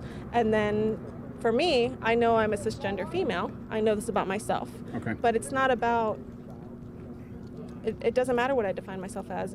I ask others what they define themselves as. Well, because you said biologically female parts. Obviously, our friend there wouldn't have that. So would that be included? Okay, but that's your definition of it. That's one definition of it. What's your definition of it? So that way I'm not stepping over any bounds. What's your definition? Any person who uses the pronouns she, and who identifies as such, okay. I respect what they identify themselves as. I do not ask them what their parts are. I do not. Now, if there's a conversation about who's going to be able to bear children, I will be able to because of what's. Well, I also think it matters, right? Because we'll be discussing statistical realities, data that would separate men and women, and so I think it's important that we agree on what would be defined as a woman versus a man. So you're defining it that way. I would tell you the data, then the statistics that I present. Maybe you find to be completely invalid because they always include biological women.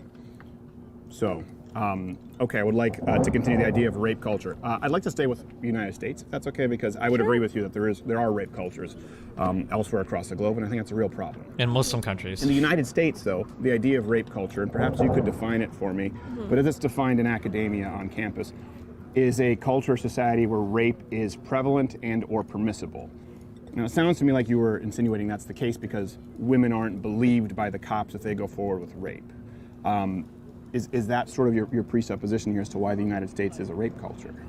Yes, partially so. But as said before, there's a lot of other compounds that come with it. If there's law enforcement that doesn't help protect women, yes, that's absolutely going to permeate rape and it being a culture.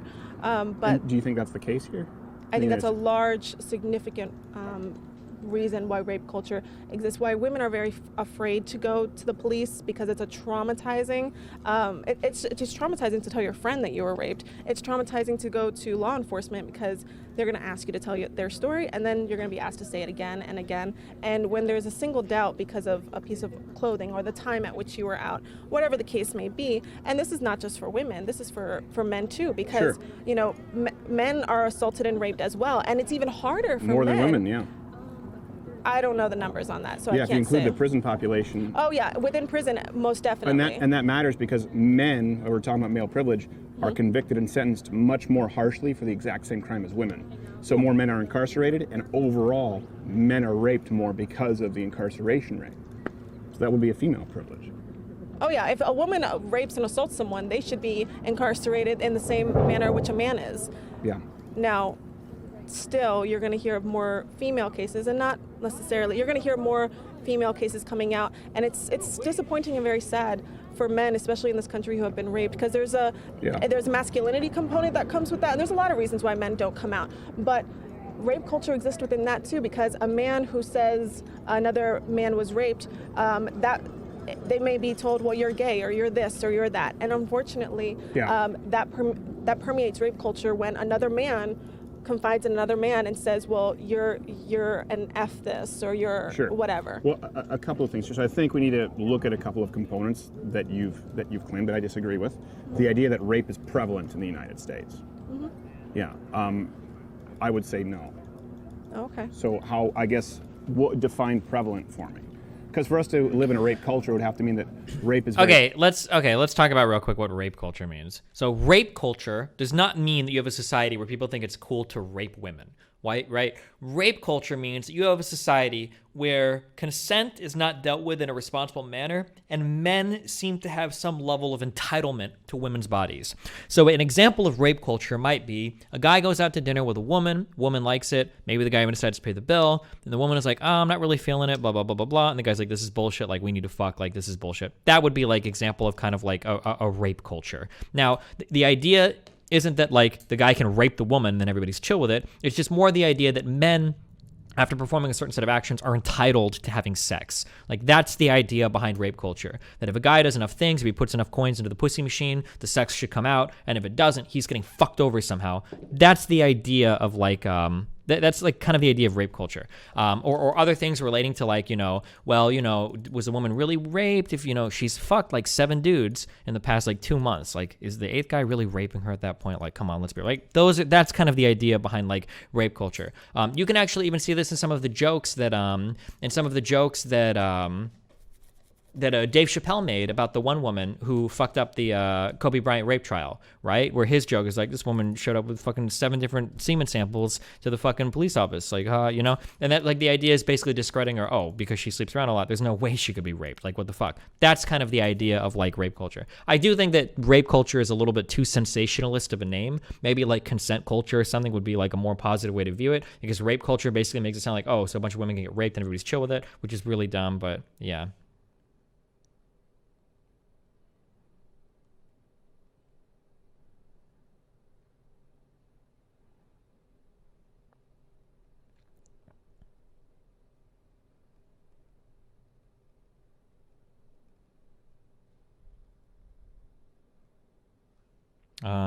Okay.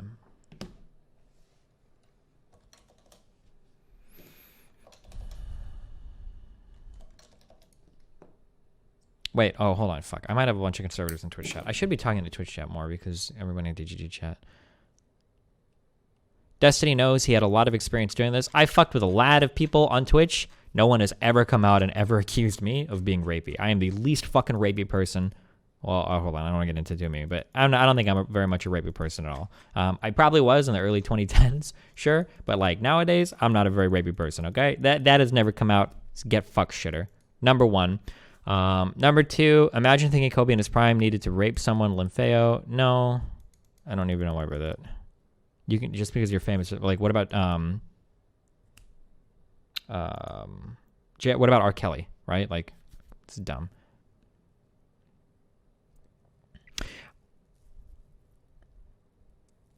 I don't think most men will be pissed because they go through all the steps of a date and the guy gets denied, though. Really?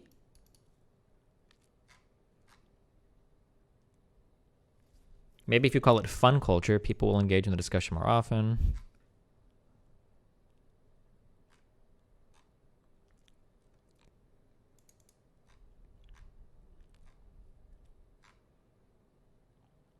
Didn't Tiger Lily say something about this? She said some real dumb shit in a fucking Facebook DM like 4 years ago or 5 years ago, but it was obviously fucking stupid. And she said it to fucking Lizward. But she even came out and said it was fucking stupid. Is there any chance of you two ever having is there ever any chance of you two having a debate? Me and Crowder? I don't think Crowder would ever debate me. I would if he wanted to, but I don't think he ever would.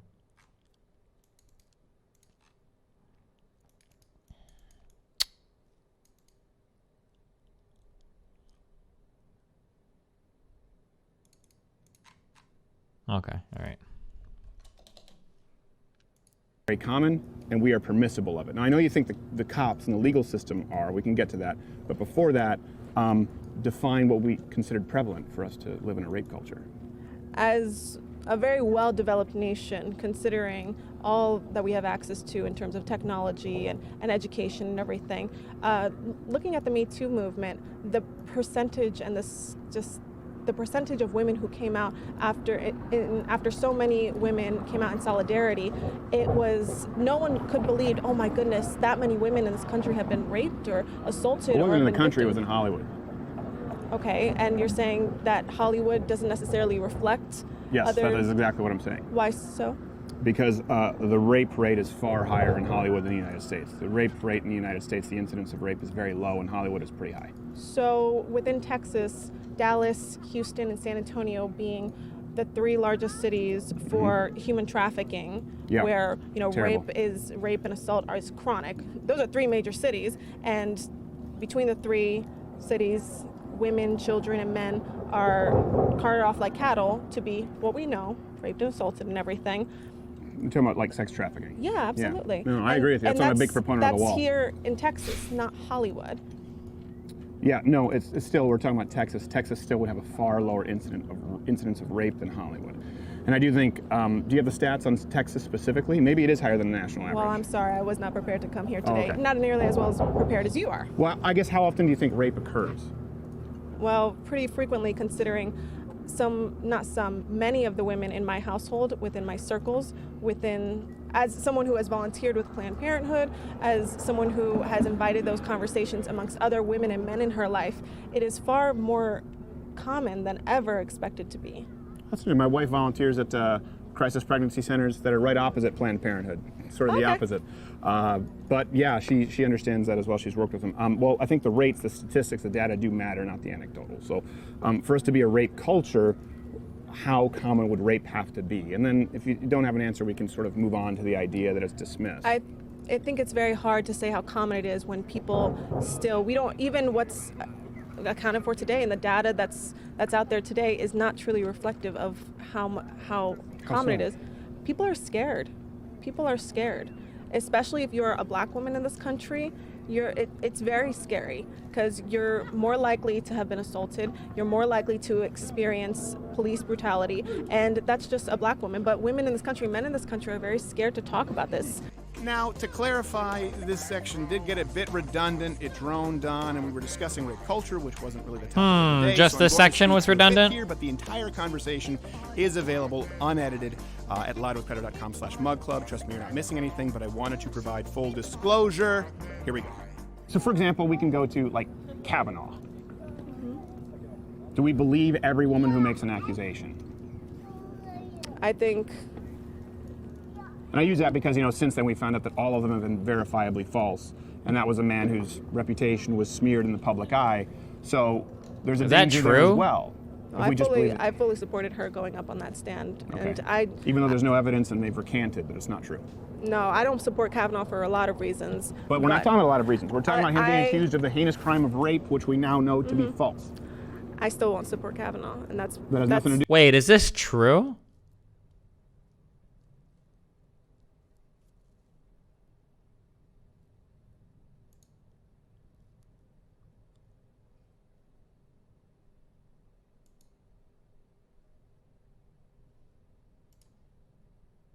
Wait, which one is supposed to be Peter Coffin?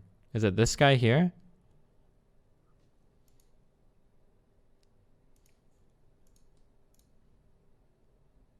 It has come to light that leftist YouTuber Peter Coffin, who recently appeared to be justifying Gamergate, is Falcon the Hero of Gameranx, owned by Ian Miles Chong. Oh, but this is like 4 years ago? Whatever.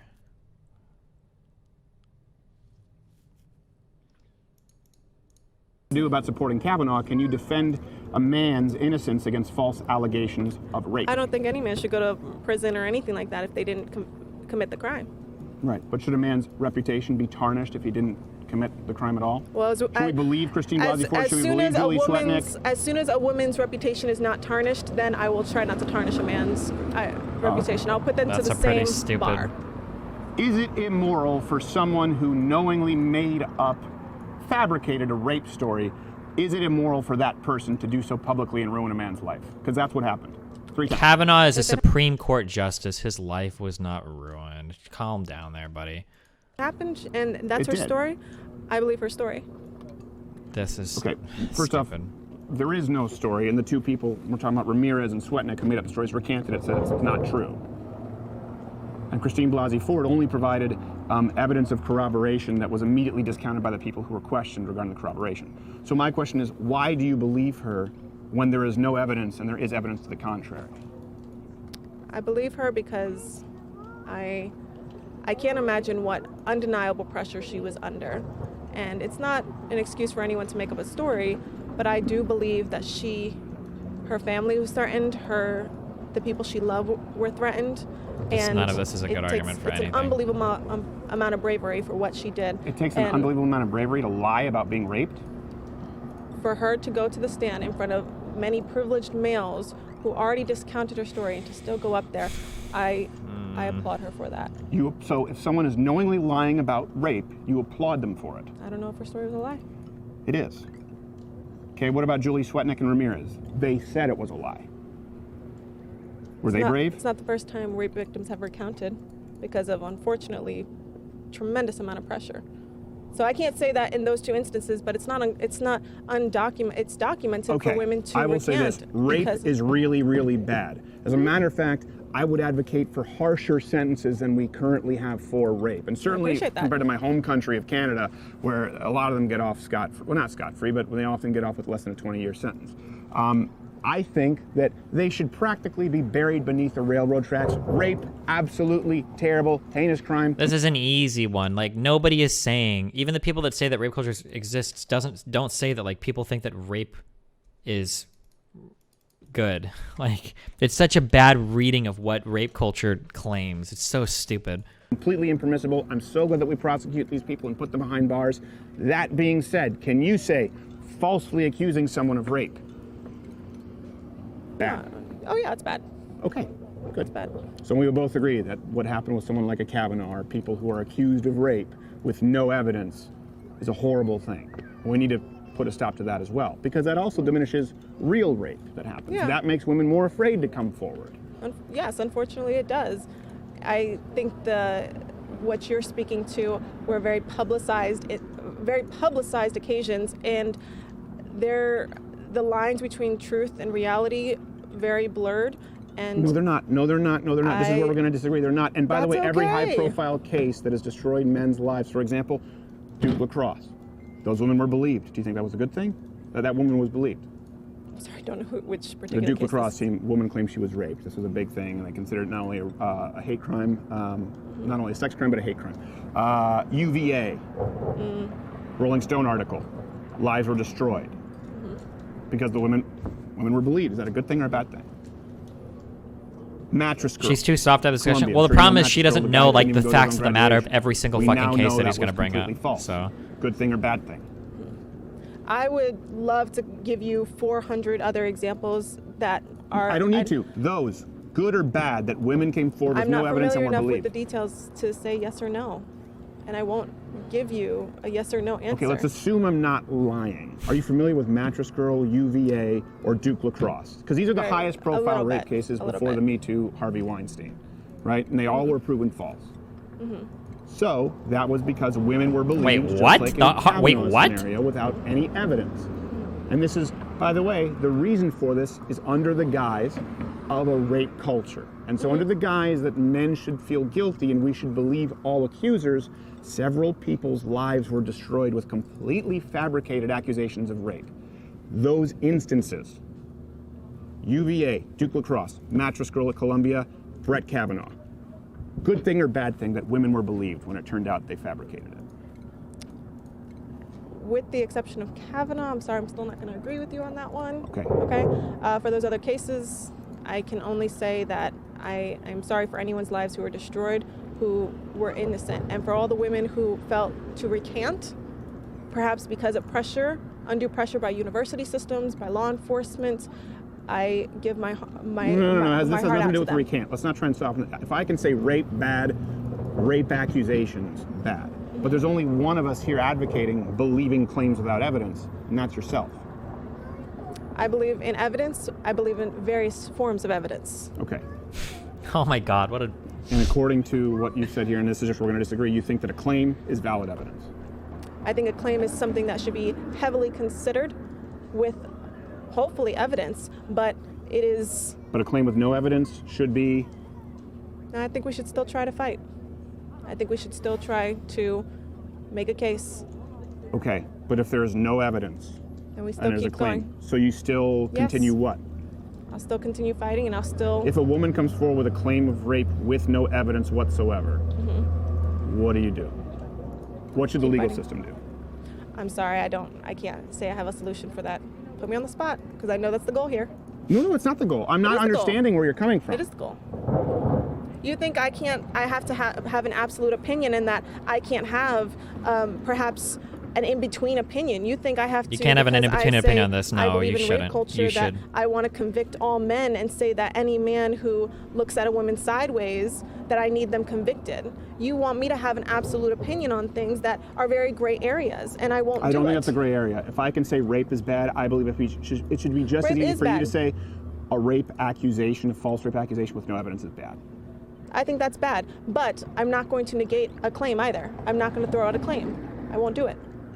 So what do you do with the claim?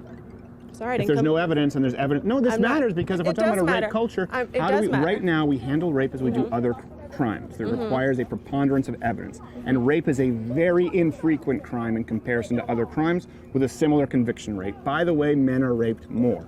So I have a problem with rape.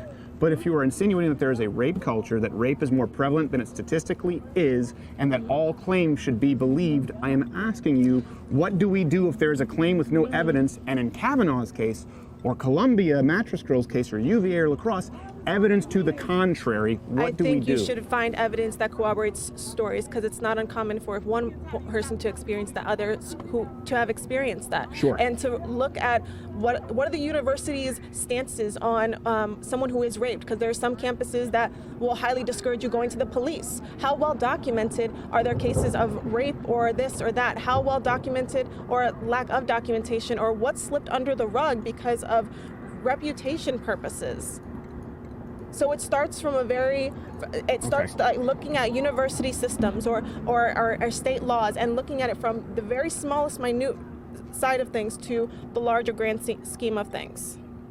I don't understand what that means. So if we collect 100 pieces of anecdotal evidence where one woman and 100 others say that this man or woman did this to me, it's anecdotal evidence. Yes. Let me explain to you why that should be discounted and why testimony... Real quick, most cases are prosecuted based on circumstantial evidence. There's like a big meme where people think that like circumstantial evidence, I know she's saying anecdotal, but he's going to use it as a standard for circumstantial. Like DNA evidence, that's circumstantial evidence, right? Like the idea that like circumstantial evidence is no good is a huge meme that I don't know where it started from, but like it's just not true. Like most cases are prosecuted based on circumstantial evidence. Like, is the least reliable form of evidence. Do Even you realize? After 100 people? Yeah, let me tell you why. Do you realize that what you just did is you encourage a system of those in power? So in other words, right now, I could accuse you of a crime, and I could much more easily get 100 people to corroborate my story without any evidence, just because I have an audience. Does that make it any more valid? I could say that you raped me here. There's no proof. It makes it valid. Now, once again, I'm not discounting that, yes, evidence is important, but it weighs into, if 100 people said I raped you, then my golly, I could do that very easily. Something happened to where the lines between you and I got really blurred, and that needs to be looked into. That needs to be examined. If that's the case, what happened between you and I? And yeah, for damn sure, please, someone, take us to a courtroom, and I want, if they all say the same thing, then fine. But that needs to be examined. That needs to be examined. What happened? Okay, so your standard is just as long as people make the claim, then we need to treat it as valid as any other evidence. I think we should weigh heavily into that. So. I think it's a very dangerous proposal. I believe in innocent until proven guilty. We have a current legal system that I think is a much better standard bearer than X. Are you going somewhere? Oh, be careful. This amount of people said someone did something. Because that's what led to... Hold on one second, we're back. Have commercials.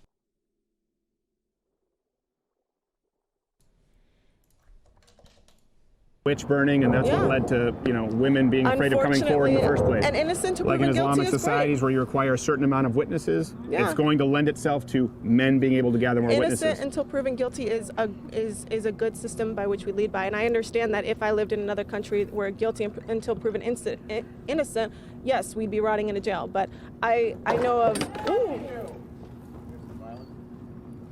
I know of a story just recently, and I'm sorry I can't say the name of this individual. Come on, that's inappropriate, sweetheart. You feel better? Oh, are you offended by what I said? No, I just don't think it's necessary. Aren't you just feeding into it? You do realize that's a violent crime, correct? You're fine. Ah, so because there's no... That was so fucking stupid. Why the fuck did she just say that? What a dumb fucking comment to say. Damage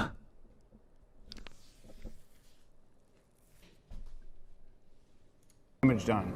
You're fine. Okay. You're fine. Understood. Just recently... That doesn't bother you. What if that were a man? Because that's a woman. Wouldn't bother you? Not at this moment. Okay. I think you might need to check your own privilege and bias. If you think that behavior is acceptable, if you think someone whipping something at somebody because they disagree with them is okay because I'm fine. There was 100 Trump supporters here, and I didn't say a word to them. I smiled at them, waved. There couldn't be less relevant. We've had someone who's come up and committed verbal assault, which is known as battery, and then actual assault. And if I went up and kicked someone and threw someone, yeah, it probably wouldn't be okay. But that's not okay. Oh no, it's not okay. No, it's not okay. But you seem more offended at me calling the man sweetheart. No, I just think goading a person isn't necessary. Well, I'm not goading. They're already down the street because that man is a coward. So I know you think they're brave. I think throwing something and running away, not very brave. Good one. Wow, I'm glad we got to sit through this whole fucking cancers thing. Okay. We're okay with saying the N-word while rapping. Did I say that? That's what I'm told you.